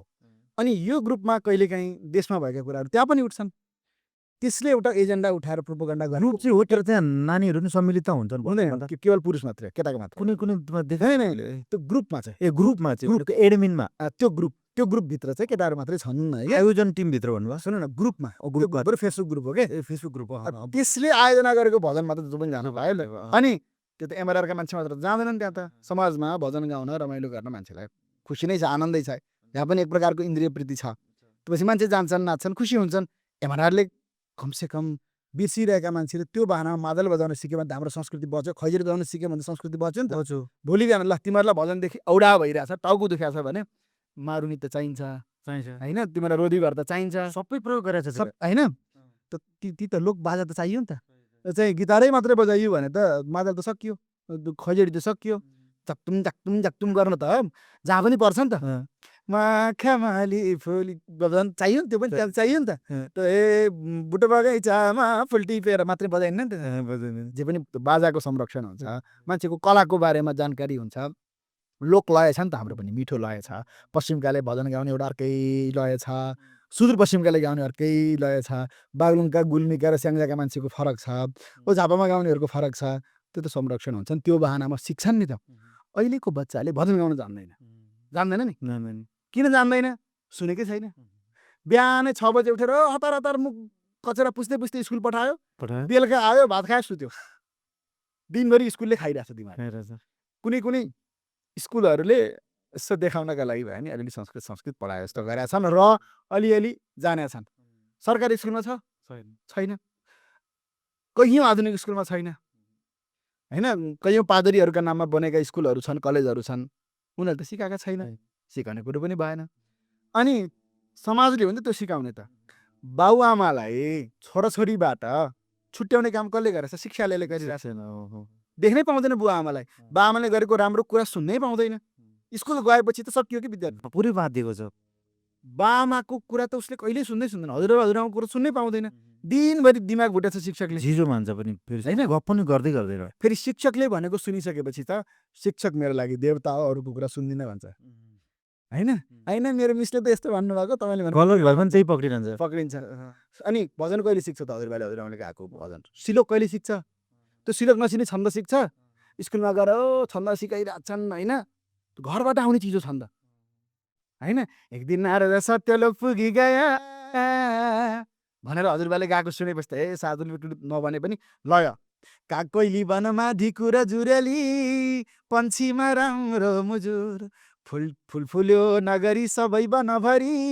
टिपेर ल्याइयो चरी हाम्रो हजुरआमाले गाउनुहुन्थ्यो के मैले हजुरआमाको मुखबाट सुनेको मलाई त के थाहा शार्दुलिपी क्रेडिट त मैले त 8 कक्षामा गएर पढेँ होइन देवघाट गएर यो त घरबाट सिक्ने हो नि त त्यो नसिकेको परिप्रेक्ष्यमा कसैले गाउँ गाउँमा यस्तो आयोजना गरिरहेछ युवाहरूलाई जोडिरहेछ भने त खुसी हुनुपर्छ देशका मान्छे त कस्तो गजब ठाउँ पक्रिनु भयो क्या तपाईँले एकदमै मजा लाग्यो त्यो हुनाले अब यो परिप्रेक्ष्यमा कसैलाई टाउको दुख्छ भने दुखोस् धन्यवाद छ तिमीले परिचय दियो आफ्नो होइन मलाई नि त्यो सङ्ख्या नि कत्रो राम्रो कि भिड पनि सामान्य होइन नि त्यो त सयौँको हजारौँको भिड एकै ठाउँ जम्मा भएर त्यो गरेको अब एउटा चाहिँ यहाँको छन्द विधामा अनि साहित्यसँग हजुरको जुन नेपालीमा पनि जब चाहिँ तपाईँलाई संस्कृत व्याकरणको उपप्राध्यापक भनेर नचिन्ने जमात छ क्या त्यो त हामी चिन्छौँ तपाईँलाई त अझ छन्दको यो जुन काव्यिक परम्परा छ नि जो हाम्रो छन्दोबद्ध कविता पद्यात्मक रीतिको मान्छे त साहित्य जगतको व्यक्ति हो भन्ने हिसाबमा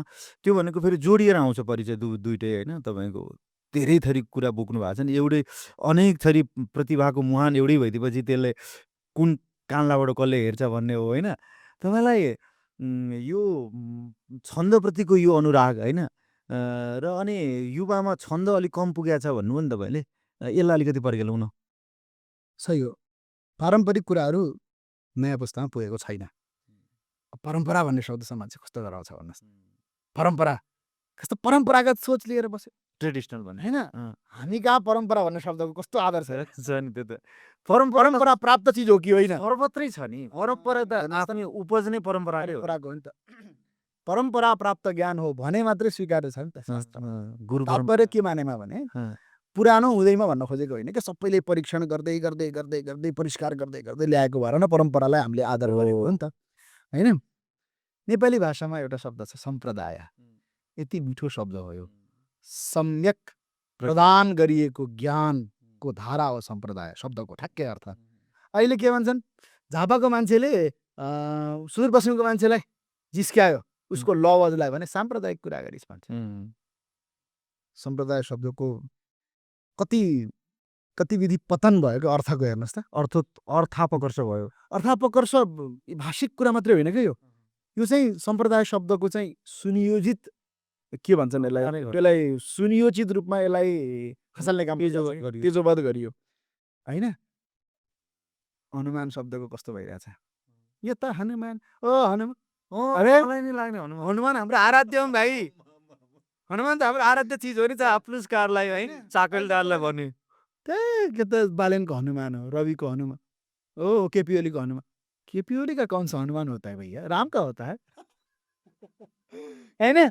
अनि नारद भनेछ, यो त नारद के भनेको, मैले प्रहलादलाई गएर भाइ यसरी यसरी यसरी यो ज्ञान प्राप्त हुने यो मन्त्र हो भनेर सिकाउने गुरु प्रहलाद होइन, नारद होइन, हिरण्यकशिपुका छोरा वाल्मीकिलाई होइन, के अरे वाल्मीकिको सुरुमै होइन, तपस्वाध्याय निरतम तपस्वी वाग विदाम्बर ध्रुव र प्रहलाद ध्रुवलाई जङ्गल जान्छु भनेर निस्केका बेलामा होइन पक भनेर मन्त्र पुराण साहित्य त सबै नारद नआइकन कहीँ हुँदैन भने अनि हामी चाहिँ हाम्रो परम्पराका सबै चिजलाई कहीँ न कहीँ रूपमा टुच्चा टुच्चा दिइरहेका छौँ क्या।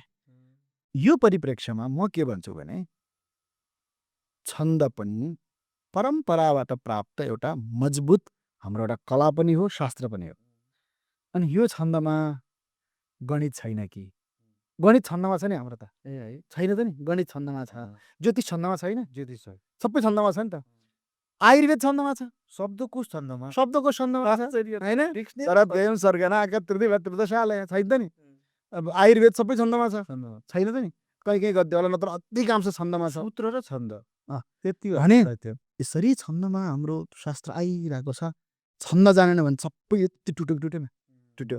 अब राम कस्ता थिए के थिए भन्ने कुरा हामीले त गद्यमा त भेटाउँदैन कि, त त्यही रामानन्द सागरको सिरियल हेर्नु पर्यो, अथवा राम खोज्नु पर्यो भने त जानुपर्छ हामी छन्दमा।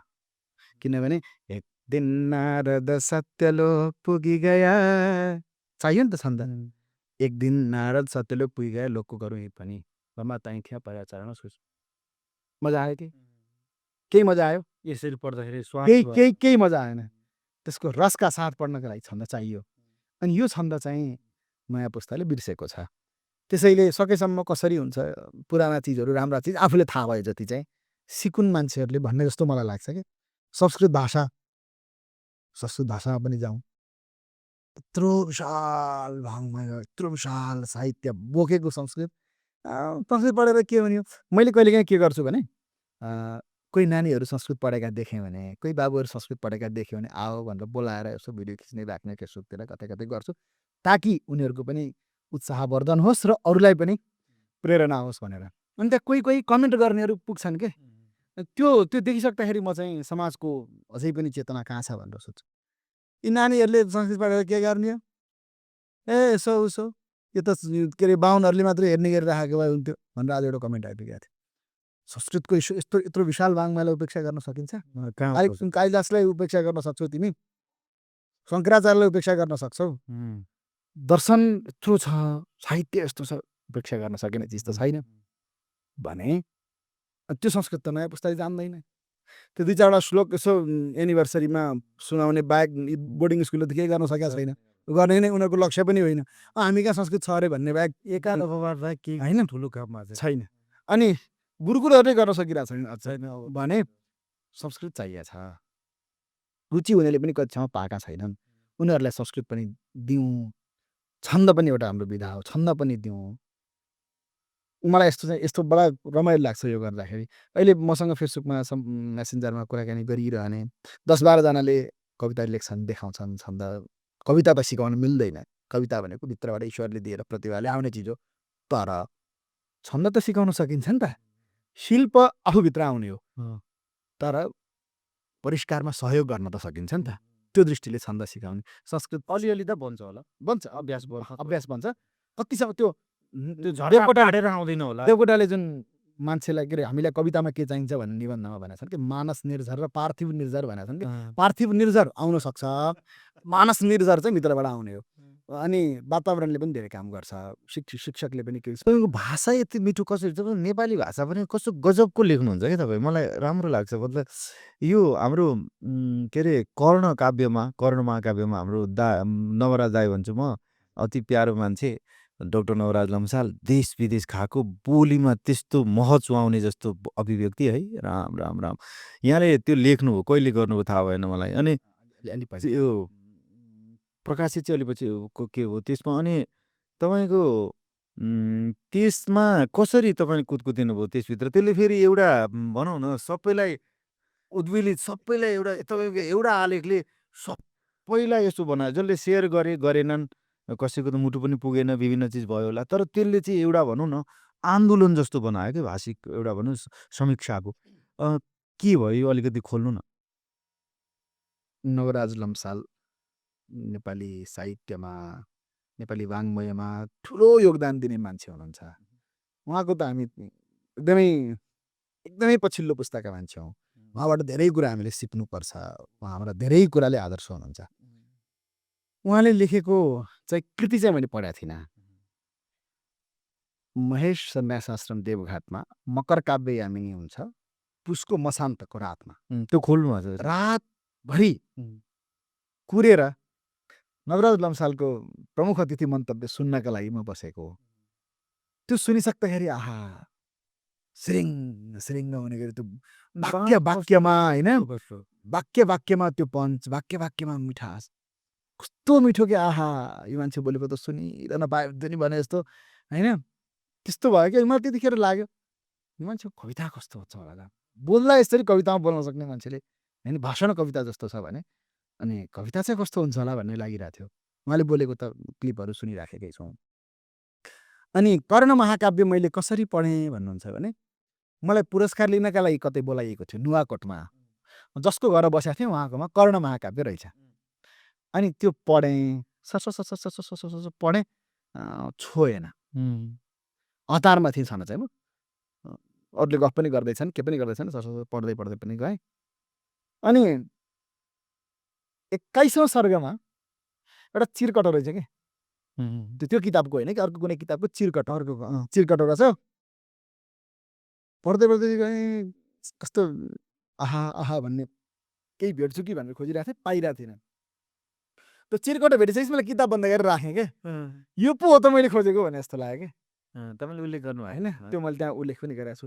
गाली गर्दैन सारङ्गी, झुटो बोल्दैन बाँसुरी, छ सङ्गीत तिमी भित्र, मिठो बोल सधैँभरि, तारा राति निदाउन्नन्, झरीमा रुन्न इन्द्रिणी, छ उज्यालो तिमी भित्र, चम्क आपत्तिमै तिमी, सुक्दैन फुलको रङ्ग, उड्दैन महको रस, छ जिन्दगी तिमी भित्र, बन जीवन्त मानिस, को भन्छ र नराम्रो छु, न जाति कुन बन्छ र, छ ईश्वर तिमी भित्र, सोच रे शिव सुन्दर।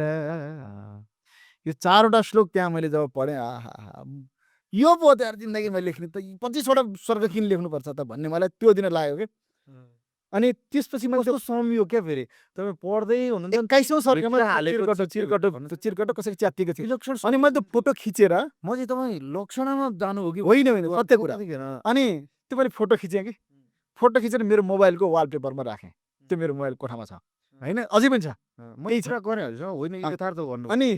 तपाईँलाई म देखाउँला कि त्यो मैले किन राखेको भने होइन 21 सर्ग पुगिसक्दाखेरि पनि यदि लेख्यो भने यो लेख्ने हो। 4 श्लोक लेखे पुग्छ। महाकाव्य त कतिवटा लेखेर माधव प्रसाद गोयले कतिवटा लेखे, एउटा अन्तिममा उनले भनेको छैन एउटै सानो सरल कृतिमा अनि त संसार दिउ लेख्नु पर्ने त यो पो हो त भन्ने मलाई के यही त लाग्यो। होइन छ नि हो एउटा मेरो शिल्पी यसै सकलमा स्वस्थ स्वस्थ आकार देऊ, एउटै सानो सरल कृतिमा पूर्ण संसार। अनि त्यसपछि चाहिँ मलाई के लाग्यो भने कर्णका बारेमा मैले बोल्नुपर्छ भन्ने मलाई कुनै समयमा बोल्छु भनेर लाग्यो। त्यसको 2 वर्षपछि मैले चाहिँ अनि पुस्तक पाएँ। प्रसङ्ग त्यो पनि त्यहाँ यसो प्रसङ्गवश भेटिएको थियो। मैले यस विषयमा कहिले कुनै दिन बोल्छु या लेख्छु, केही गर्छु या स्वयं लेखकलाई भेट्दा भन्छु, केही गर्छु भन्ने सोचिरहेको थिएँ। लेख्छु भन्ने त्यस्तो खासै थिएन। लेख्नु चाहिँ एकचोटि त पर्छ, एकचोटि चाहिँ केही न केही भन्छु म भन्ने लागिरहेको थियो क्या। त्यो श्रद्धेय कविलाई केही न केही कस्तो तपाईँ कति मजाले जानुभयो। जस्तै हृदय चिकित्सा गर्दा त डक्टरले त माया गरेर भयो हुँदैन त्यहाँ, जस्तै डक्टर छ मैले फेरि दाँजेको होइन फेरि नगर दाइ। अनि त्यसपछि त्यो काट्दाखेरि त उसले त त्यहाँ गरेर तपाईँ त समालोचनामा जानुभएको छ नि त। दाइले पनि सेयर गर्नुभएको छ त्यो, मैले प्यार जाइ भने दर्शकहरू फेरि उहाँलाई मैले चाहिँ स्नेहले कस्तो भने त्यो त्यो मैले चाहिँ एकदमै डराइ लेखेको चिज हो कि वास्तवमा एक प्रकारले साहस गर्नुपर्छ नि त कुनै एउटा स्थापित कविलाई त्यो पनि आफूले आदर गरेको व्यक्तिलाई अनि तर तपाईँले भन्दाखेरि त कस्तो ताबडतोड लेख्नु भएको छ अझ त्यो डराउनु हाम्रो कुमार नवकोटीको सन्दर्भ समेत हाल्यो अरे एउटा पाठकले आफ्नै प्रिय कविले गरेको सम्म हाल्नुभएको क्या अनि अलिकति जानु म बिचमा रोक्छु। अनि अनि त्यो हुनाले अनि प्रकाशक यो चौथो सायद संस्करणको प्रकाशकले चाहिँ त्यो किताब मलाई दिनुभयो अनि ठ्याक्क सोचिरहेको थिएँ केही बोलाउन लेखाउन भन्ने थियो उहाँले कल्प र अर्को कर्ण दिनुभयो त्यसै दिइसकेपछि चाहिँ म पुरै पढ्छु भनेर फेरि मजाले दुईचोटि पढेँ त्यसपछि पनि दुईचोटि पढेँ एकचोटि चाहिँ पाठक बनेर सरेर पढेँ दोस्रोचोटि समीक्षक बनेर पढेँ पेन्सिलले यसो कोर्दै यसो अन्डरलाइन गर्दै यो टिप्नुपर्छ भनेर यसरी पढेँ पढिसकेपछि चाहिँ अनि होइन अनि तपाईँले अर्थै छैन भनेकोमा उहाँले अर्थ निकाल्नुहुन्छ कि भन्ने मलाई डर लाग्दैछ क्या तपाईँले अर्थ छैन भन्नु पनि अब अर्थ केही शब्दहरू राखेर त्यसको अभिधामूलक व्यञ्जनामूलक अथवा कुनै प्रकारको काव्यिक अर्थै छैन शब्द थुप्रिएका छन् बस भने चाहिँ एउटा शब्दको जगल्टाइ के भन्नु तपाईँले लाग्नु भएको छ नि उपशीर्षक त्यो उहाँले अब अर्थ निकाल्नुभयो भने के गर्ने त ठिक छ अहिले मैले आफ्नो कुरा राखेँ मलाई चाहिँ के अपेक्षा थियो भने कता मतलब चाहना होइन कि अपेक्षा भनेको सायद सम्भावना त्यस्तो के थियो भने यो समीक्षा पढेर एउटा देशको प्रतिष्ठित कवि होइन मैले उहाँलाई चाहिँ जटार हाने जस्तो भइरहेछ कतै अपराध त हुँदैन कतै उहाँलाई नराम्रो केही गरी जे पनि कवि भनेको एउटा स्रष्टा हो प्रजापति हो ब्रह्मा हो नि त ऊ पनि आफ्नो संसारको ब्रह्मा हो उसलाई क्षोभ हुन्छ कि अलि भन्ने खालको मलाई डर हुँदै त्यो साहस गरेको थिएँ उहाँले यसरी स्वीकार गरिदिनु भने साँच्चै पाएँ म त स्टाटस पढेँ नि मैले प्रिय मनोज भनेर अनि त्यो पढिसकेपछि चाहिँ एकपटक चाहिँ मलाई रुन मन लाग्यो क्या कस्तो भित्रबाट ओहो कस्तो उदार हृदय यो पो हो त संस्कार कविको होइन कसैले समीक्षामा बाँकी नराखिकन आफूलाई गाली गरिरहेछ भने त्यसलाई स्वीकार गरेको त नेपालमा एउटा समीक्षाको संस्कार चलोस् बसोस् भन्ने दृष्टिले कविले होइन स्वीकार गरेर यो त निमको लड्डु होइन मिश्रीको लड्डु भनेको त्यो त मलाई त एकदमै रौँ जस्तो लाग्यो अनि मलाई एकदमै मलाई नवराज लम्सालप्रति जति श्रद्धा थियो पहिले त्यो 2 गुणा भएर आयो अहिले त्यो देखिसकेपछि होइन पछि फेरि अर्को प्यारो दाइ क्या हाम्रो अङ्ग्रेजीको विद्वान चर्का विद्वान हो नि त महेश दाई पनि तपाईँले टुप्लुक्क उहाँलाई पनि छिराउनु भएछ अनि उहाँले चाहिँ भोलिपल्ट मैले यो लेखेको थिएँ भनेर इङ्ग्लिस टेक्स्ट त्यहाँ राखेर यसको अर्थ यो निकाल्नु भयो त्यहाँ चाहिँ थोरै अलिकति त्यो अर्थ अङ्ग्रेजीको जुन अर्थ कहिलेकाहीँ त्यो अनुवादमा नेपालीमा उहाँले गरेको समीक्षाको हुबहु ठ्याक्क नआइदिया हो कि जस्तो मैले त्यो थोरै भाव लाग्यो मलाई कृतकृत्य भयो भन्नु यस्तो निकाल्नु भएछ भन्नेको वाक्यले होइन यसो छ उहाँले समीक्षा लेख्नुभयो कर्णका बारेमा आदरणीय महेश नेपाली नै राम्रो छ महेश दाईको अनि उहाँले लेख्नुभयो अनि मैले उहाँसँगै मागेको हो कि मेसेजमा दाइ त्यो हजुर लेखेको छ भने पुरा पाउनु भनेर मागेर उहाँले दिएर अनि मैले पढेको उहाँले नै उपलब्ध मैले हजुरलाई गाली गर्छु ल भनेको हुन्छ भन्नुभयो म त एकदम गैँडा जस्तो छु नि मलाई त्यसरी कसैले भनेर मलाई दुख्दैन भन्नुभयो हुन त त्यो हुनैपर्छ या हामीमा जस्तै प्रशंसा सुन्नु नि स्तोत्रम न कस्य तुष्टय भन्ने हाम्रो उसमा त छ जस्तै ईश्वरको भक्ति योगमा त प्रभुको स्तुति नै गरिन्छ नत्र भने चाहिँ तपाईँले पण्डित राज जगन्नाथहरूले कस्तो तरिकाले समीक्षा गरेका छन् मम्मटहरूले कालिदासका कृतिमा यहाँनिर दोष छ भनेर काव्य दोषहरूमा कालिदासका श्लोकहरू उल्लेख गरेका छन् तपाईँ र म साथी हुँदा तपाईँले आकाशलाई यो भएन है यो चाहिँ तिम्रो भन्नु पो प्यारो हो त त्यो हो नि त मस्को लाउनु त के प्यारो हो त हो कि अनि त्यही भएर लेखिसकेपछि त लेखौँ भन्ने तरिकाले मैले राम्रो त्यसले एउटा के भयो थाहा छ छाल आयो क्या भनेको सबैतिर म एकछिन खोल्छु एउटाले सेयर गर्छु फेरि अर्कोचोटि खोल्छु अर्कोले मेरो ठुलाले पनि त्यहाँ तल कस्तो गजबले लेख्नु भएको छ अनि अर्को त्यो धेरैजनाले लेख्नुभयो अनि म अब यो के हुन्छ भने 2 दिन जति चाहिँ रह्यो त्यो त लगभग त्यो त धेरैमा सेयर भएको छ तपाईँले कतिको त्यो हेर्नु भएको थियो अनि त्यसको फेरि उहापोहा पनि भोलिपल्ट हामी एउटा हस्पिटलमा मेरो दाई फुपू दिदीको छोरा श्याममणि हाम्रो सुदर्शन दाईलाई राखेको थियो गएको त्यही पण्डितहरू त्यही चर्चा गरिरहेछन् त्यहाँ उपेन्द्र दाई अरू सबै म भाङ्ग परेँ अनि त्यसपछि चाहिँ यो लेखेँ तपाईँले फेरि त्यो कस्तो बगेको छ क्या मुहुनी लाग्छ त्यो तपाईँको समीक्षाको भाषाले व्यक्तिलाई यस्तो टक टक टक टक टक पक्रिएर गर्नुभएको छ अनि त्यो कल्पमा चाहिँ यो नआओस् भन्न सङ्केत गर्नुभयो होइन कल्प त महाकाव्य हो, आइसक्यो, प्रकाशित भइसकेको चिज भयो। छापिसक्यो र कल्प कल्प त प्रकाशित भइसक्यो। महाभारत कल्प चाहिँ मसित छ, सबैले कल्प मसित पनि छ। म चाहिँ मैले अहिले बुझ्दिनँ धेरैवटा कल्प त अस्ति आयो नि सरी कल्पमा त म गएकै हो गगन थापाजी अरू हाम्रो मनिष झाजीहरू सबै आएर गर्नुभएको थियो सरी अनि तपाईँले कसलाई सङ्केत गर्नुभएको थियो त्यो पछि होइन नहोस् भनेर फेरि पनि अब आउँदाखेरि म क्या भुलेछु म प्रज्ञा प्रतिष्ठानमा गएकै हो नि दाइको उसमा अनि सँगसँगै एउटा अर्को कुरा मलाई चाहिँ महेश पौडेललाई कुरा गर्नु हो, उहाँको समीक्षा एकदमै राम्रो छ। उहाँले मेरै पनि कृतिमा यस्तो मिठो समीक्षा लेख्नु मैले सेयर गरेको थिएँ। एकदमै निरक्षर विवेकी, कहाँनिर त्रुटि छ, के छ, होइन, के सुधार्न सकिन्छ, कस्तो मिठो समीक्षा लेख्नु भएको थियो मैले। अनि त्यो बरु लिङ्कसिङ कता त्यो उनी हट्दो रहेछ के भन्छ त्यो वेबसाइटै हट्छ नि त कहिले काहीँ। एउटा कुरा भनौँ भन्नुहोस् त। तपाईँले त्यो कृष्णजीको लेख्नु भएको छ नि त्यो रामजी मैले त्यति दोहोऱ्याइनँ होला कुनै पनि के त्यो मैले सबै शब्द कण्ठ गरेँ क्या त्यो अरे पटमुर्ख पापी मन भजन गर कृष्ण कालेको म कहिले काहीँ मेरै हो नि भनेर पनि भनिदिन सक्छु भने छैन भन्दा पनि केही फरक तपाईँलाई चिराएको क्या त्यो मैले अनि यहाँ मैले एउटा कुरा जोड्छु ल। जस्तो उहाँ त्यो कर्ण महाकाव्यको बारेमा लेखिसकेपछि मलाई केही मान्छेहरूले मलाई रिसाएन कोही कालो अनुहार गरेको गरेनन् त्यस्तो कसैले खासै गरेन। एक दुईजनाले त लेखाएको छ नि तपाईँ लेख्छन् जस्तो लेखक स्वयंले स्वीकार दिइसकेपछि त अरूले केही भन्न मिलेन नि त। लेखक स्वयंले उदाहरण तपाईँले नवराज खराब त भन्नुभयो होइन त उहाँका राम्रा कुरा त भन्नुभएको छ नि त्यो भएपछि त्यो कृति पर त्यहाँ अंशमा लेयरमा हुन्छ नि त मान्छे होइन अब मलाई तपाईँले जोड्न खोज्छु भन्नुहोस्। केमिस्ट्रीमा लगेर अब आकर्षण जान्दैन रहेछ भन्नुभयो भने त मिल्दैन नि त उहाँका राम्रो कुरा तपाईँले राख्नु भएको छैन बुझ्दैन। अनि त्यही भएर मैले त अर्को जोड्न खोजेको कुरा के भने राम्रा स्थापित लेखकहरूले पनि कुरा गर्नुभयो। अनि त्यो प्रसङ्गमा एउटा मलाई अनि केही पुराना विद्वानहरूले पनि कुरा गर्नुभयो। मैले त्यहाँ एउटा थप कुरा ख्याल गर्नुपर्ने कुरा मलाई लागेको मैले भन्नुपर्छ भन्ने लागेको कुरा चाहिँ पहिले त्यो लागेको थिएन पहिलोचोटि पढ्दाखेरि, पछि लाग्यो।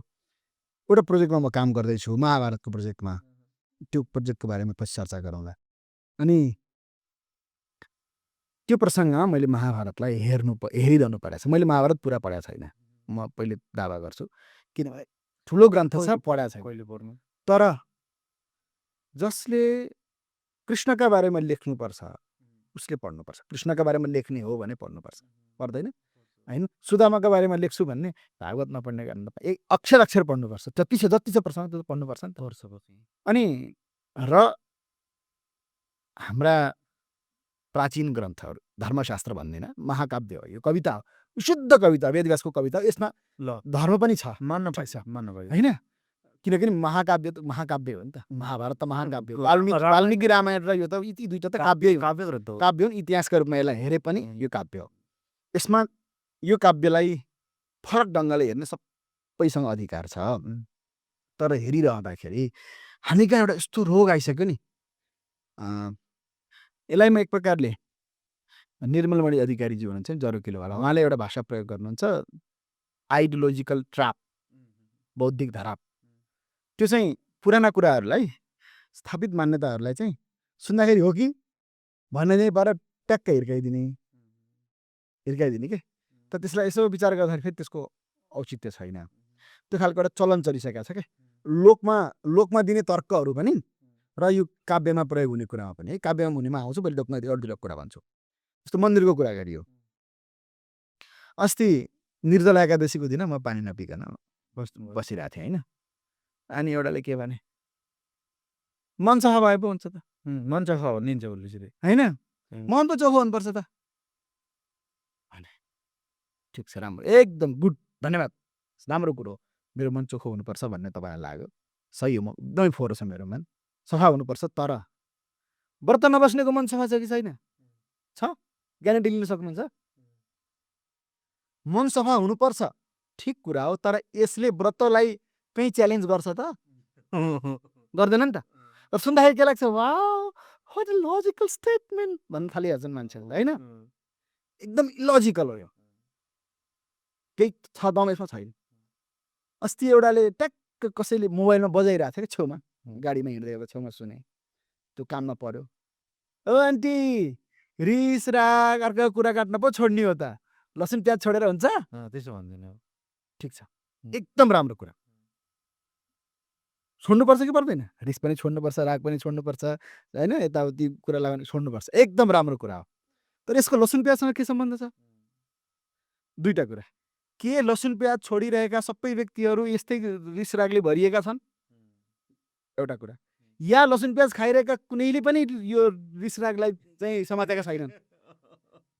रिस राग र लसुन प्याजको के सम्बन्ध? के पनि छैन नि। तर पहिलो चरणमा सुन्दाखेरि के लाग्छ? वाह भाइ सही भनिस्। हो बजाइहाल्छ, ताली बजाइहाल्छ। त्यो किन भनेको थाहा छ? उसले लसुन प्याज खान्छ। लसुन प्याज नखाएको मान्छेलाई उ देखिसँग भाइ। किन? किनकि म खान्छु। किनकि म खान्छु? अरू केही कारण छैन। म खाँदिनँ भन्ने मान्छेले फेरि खानेहरूलाई देखिसहन्न किन?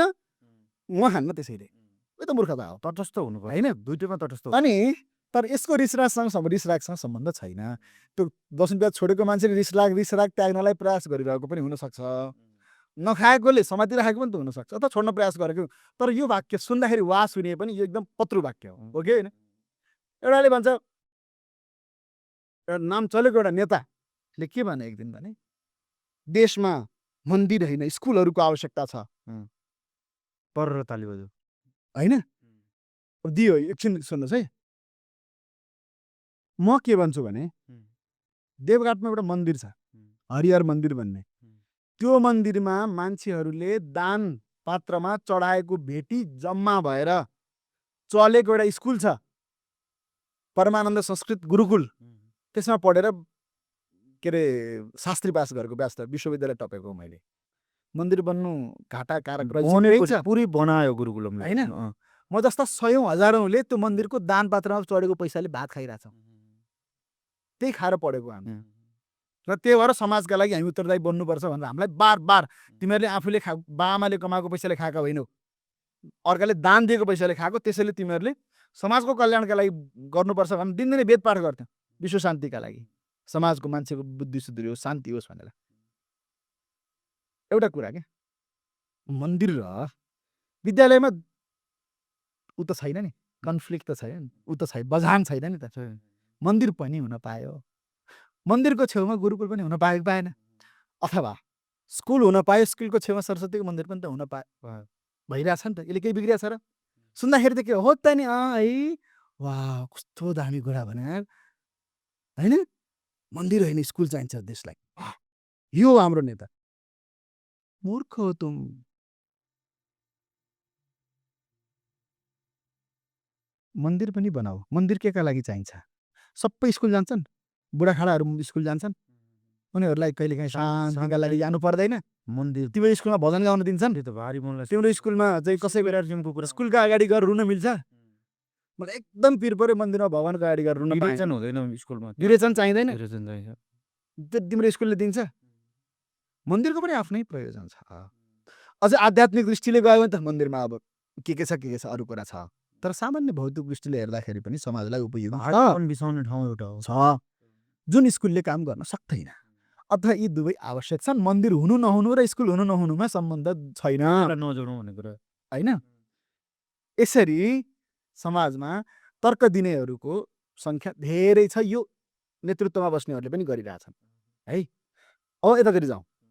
यो के भयो भन्दाखेरि हाम्रो दिमागलाई भुट्ने काम भयो। परम्पराका विरुद्धमा फ्याट्ट बोल्न कति सजिलो के हो कि जस्तो लाग्यो, ड्याङ्ग दिइहाल्यो। यो समाजमा चलिरहेछ। यस्तै कवि लेखकहरूले पनि गरिरहेका छन्। अब कविहरूमा एउटा सृजनशीलताको अधिकार हुन्छ। वाल्मिकीले लेख्यो भनेर तुलसीदासले नलेख्नु हो त, लेख्न पाइन्छ। कालिदास भनेर कालिदासले अभिज्ञान शाकुन्तलम लेख्नु भनेर देवकोटाले नलेख्ने, लेख्नुभयो। तर कसरी लेख्ने, कुन तरिकाले लेख्ने भन्ने कुरा पनि त हुन्छ नि त। कृष्णका बारेमा लेखे कसैले, ठिक छ लेखौँ, तर त्यसका आधारमा होइन कृष्णलाई नाभाती गाली गर्ने, जमात खडा गर्नु त कहीँ न कहीँ रूपमा सुनियोजित हुनसक्छ नि त। हामीलाई प्रत्येक कुरालाई मार्क्सवादी दृष्टिकोणले हेर्नु भने त कुरो बिग्रन्छ, खत्तमै हुँदैन। भागवत पढ्ने अनि मार्क्सवादी दृष्टिकोणले हेर्छु भन्न थाल्यो भने त पहिले भागवत चाहिँ राम्रोसँग बुझ न, ठ्याक्क त्यो ठाउँमा बसेर बुझ न, वेदव्यासको ठाउँमा बसेर एकचोटि बुझ कुन दृष्टिकोणले लेख्यो, त्यसपछि विश्लेषण गरेर यसरी पनि गर्न सकिन्छ भनेर। त्यसैले हाम्रा पात्रहरू, पुराणका पात्रहरू, महाभारतका पात्र, वेदव्यासले लेखेका अथवा कालिदासले लेखेका पात्रहरूलाई पनि चलाउँदाखेरि ख्याल गरेर चलाइएन भने त्यसले ठुलो हानि निम्त्याउन सक्छ। यति धेरै अफवाह छ नि हामी कहाँ, के अरे उदाहरणका लागि ल पुरुषहरूले स्त्रीहरूका लागि एउटा लक्ष्मण रेखा कोरिदिएको छ समाजमा, जसले गर्दा सीताहरू आज पनि बाहिर निस्कन सकिरहेका छैन। वाह, क्या भनिस् यार कवि, जोरदार ताने। अब लक्ष्मण रेखा भन्ने चिज थियो कि थिएन खोजेर भेटाउनुहुन्न। लक्ष्मण रेखा कुनै रामायणमा भेटाउनुहोस्, वाल्मिकीले पनि राख्नु छैन होइन। कताबाट आयो त्यो? अब कताबाट आयो भन्ने विषयमा पनि चर्चा गरौँला होइन। तर मेरो तात्पर्य के हो भने लक्ष्मण रेखा अब के बन्न थाल्यो दिमागमा, मान्छेको दिमागमा? त्यो हो भने पनि त त्यो सीताकै सुरक्षाको सुरक्षाका लागि थियो नि त होइन। पहिलेको त लक्ष्मण रेखा थिएन माता होइन। पछि सुरक्षा लक्ष्मणले चाहिँ बरु केही मन्त्र अभिमन्त्रण गर्दै चाहिँ त्यहाँ सुरक्षित गरेको भनेर देखिन्छ। त्यसबाट उनी बाहिर आइन्, रेखै काटेको चाहिँ देखिँदैन। ठिक छ, हामीलाई सिरियलले सिकाइदियो, केही भएन। तर त्यसलाई चाहिँ अब लक्ष्मण रेखा भन्न डराउनु पर्ने अवस्था आयो भने त खत्तम भयो नि त। त्यसलाई त्यो ठाउँमा हेर्दाखेरि अर्कै तरिकाले हेर्न मिल्थ्यो, अब बिग्रियो। अब द्रोणाचार्य र अश्वत्थामा आमामा होइन। अश्वत्थामाका बारेमा कति धेरै किताब लेखेका छन्, के लेखेका छन्। अब ठिक छ, छोडिदियो। धेरै नायक एकलव्य द्रोणाचार्य त कमसेकम ठिकै छ। अब अपेलित पात्र भइहाल्यो, बाहुनको कोखमा जन्मिए होइन, छोडिदिउँ के भन्नु। एकलव्यका बारेमा लेख्ने मान्छेहरू द्रोणाचार्यले बुढो औँला मागे, के गरे, अब के छ नि, जे बजारमा हामीले सुनेका छौँ नि। एकचोटि मैले कथा भन्न थालिनँ, महाभारतमा गएर हेर्ने हो त केही पनि छैन। हामीलाई त द्रोणाचार्यलाई गाली गर्न तयार छौँ नि त हामी। त्यो मुला द्रोणाचार्य, त्यो एउटा चाहिँ दलित खानदानबाट निस्केको एउटा एकलव्यलाई यस्तो दलित हो एकलव्य भन्ने कुराको पक्का छ तिमीलाई? कर्ण महाकाव्यमा जुन रूपमा कर्णलाई अगाडि ल्याइएको छ अथवा कर्णका बारेमा लेखिएका कैयौँ काव्यमा जसरी माथि ल्याइएको छ, सुतपुत्र भन्ने भर्खरै लेखिया छ। मान्छेहरूले के बुझिरहेछन् थाहा छ? कर्ण भनेको चाहिँ एउटा दलित मान्छे हो, उसलाई चाहिँ सँगै पढ्न दिएन। दलित वंश थाहा नभएको होइन, दलित कसरी हुन्छ? पहिलो कुरा त ऊ कुन्तीको पुत्र हो, क्षत्रिय हो। दोस्रो कुरा सुतपुत्र हो भने पनि सुत भनेको के हो? क्षत्रियाद् विप्रकन्यायां सुतो भवति जातितः। 52 क्षेत्री मिसिएकोलाई सुत भन्छ होइन। कहिलेबाट दलित भयो कर्ण? कर्णको बारेमा लेख्नु भनेको दलितका बारेमा लेख्नु कहिलेबाट भयो? होइन नि त। कमसेकम सुत भनेको के भन्दा यसो शब्दको खोलेर हेर्न मिल्दैन। नहेरी त्यतिकै अनि त्यसै त हुन्न नि त। पानीबाट पात्रहरूलाई चलाउने भने चलाउँ कि मलाई समस्या छ, मलाई किन समस्या हुन्छ? तर तपाईँले अहिले यो कुरा जुन उठाउनु पनि यो एउटा हामी धेरैजना बसेर कवि वर्गमा एउटा समस्या के छ भने जे लेख्दै पनि हुन्छ भन्ने त छैन। लेखौँ, जे पनि लेख्न पाइन्छ, तर त्यो काव्य हो भनेर मान्छेले बुझ्दैन के। तिमीलाई मान्छेले आदर्श मानेको छ, तिमीले भनेको कुरा साँच्चै हो भनेर पत्याइदिन्छ मान्छेले। मैले कृष्णलाई एउटा जोकरको रूपमा प्रस्तुत गर्न पाउँछु एकछिनका लागि, तर त्यसले समाजमा पारेको प्रभावको भरपाई कसरी हुन्छ? ती काव्यका पात्रहरूलाई चलाउँ। शूर्पणखा खण्ड काव्य छ गोविन्दराज विनोदीको। शूर्पणखाको भन्नुभएको लेख्न मिलेको छ नि त, भन्नुभएको छ तपाईँले। लेख्नु भएको छ नि त। त्यो लेखिरहेको रामलाई गाली नगर्नु त सकिन्छ नि त। राम साहित्यमा नि रामलाई हिलो छ्याप्ने कति धेरै काम भएको छ। अनि त्यो भएर मेरो कुरा चाहिँ के भने गरौँ, तर अलिकति इमान्दारी भन्ने चिज राखेर गरौँ। आफ्नो आग्रह नगरौँ भन्ने म चाहिँ एउटा रामायणलाई कसैले धर्मको हिसाबमा नगरेर काव्य नगरेर समाजशास्त्रीय चितबाट अध्ययन गरे गरोस्, केही छैन होइन। रामजीलाई परब्रह्म ईश्वरको रूपमा नस्वीकार पनि नमानोस्, हामीलाई केही रामजीलाई भन्नुभएको छ त धेरै ठाउँमा त। रामजी स्वयंले आत्मानम मानुषम भन्ने, रामम दशरथात्मजम भन्ने, ठिक छ अलि छोटोमा। तर कहीँ चाहिँ हाम्रो स्थापित ऊ चाहिँ नि समयले हो कि केले अलिकति उसमा लगौँ न, समाजमा जाउँ। जस्तो कि त्यो काकचेष्टो भक ध्यान स्वान निद्रस्तथैव च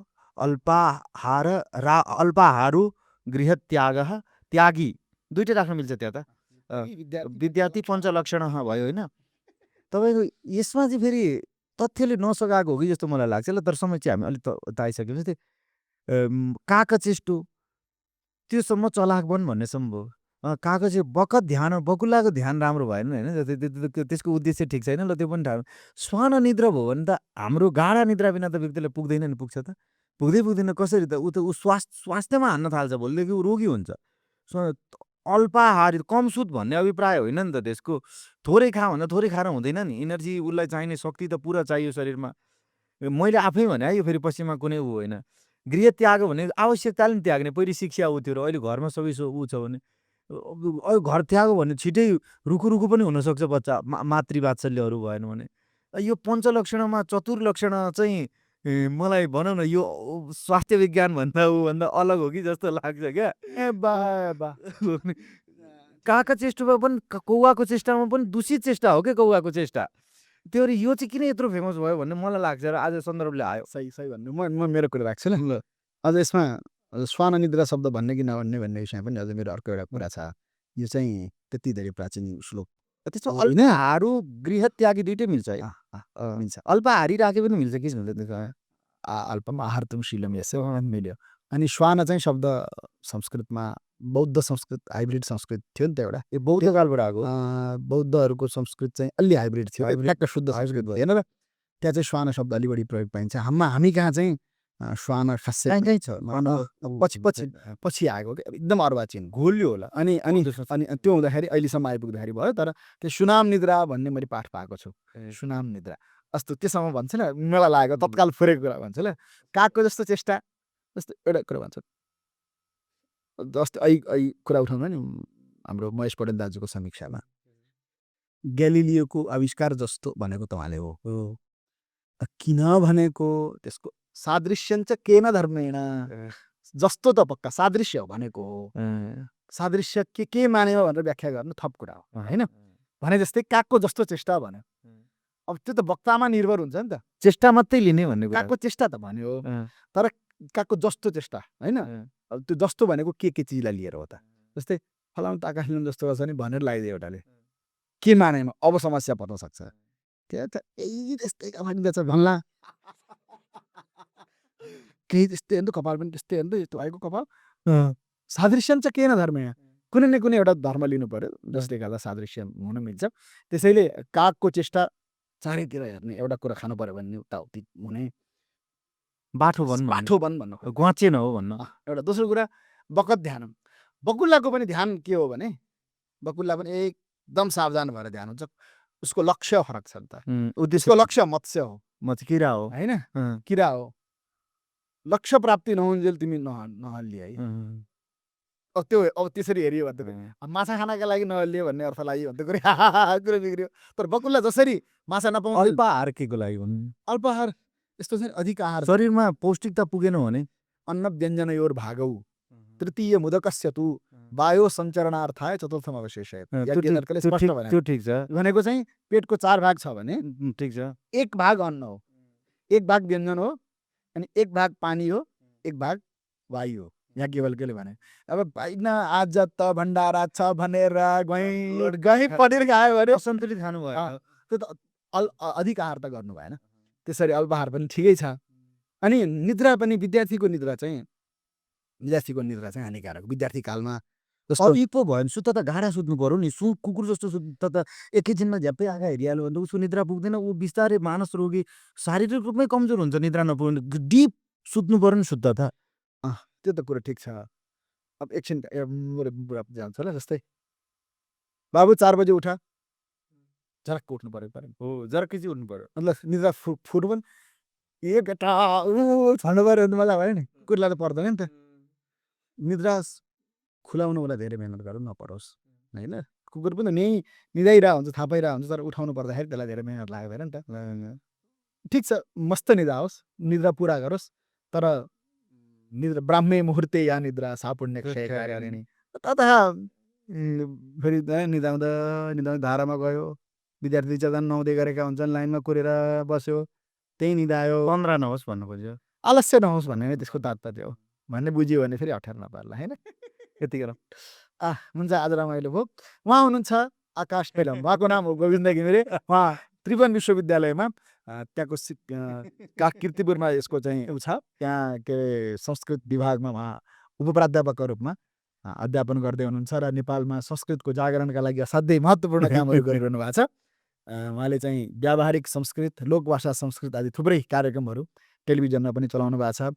ओमकारमा पनि अनि दीप टेलिभिजनमा पनि देखि लिएर नेपालीमा पनि कार्यक्रमहरू थुप्रै चलाउनु भएको छ। सक्यो।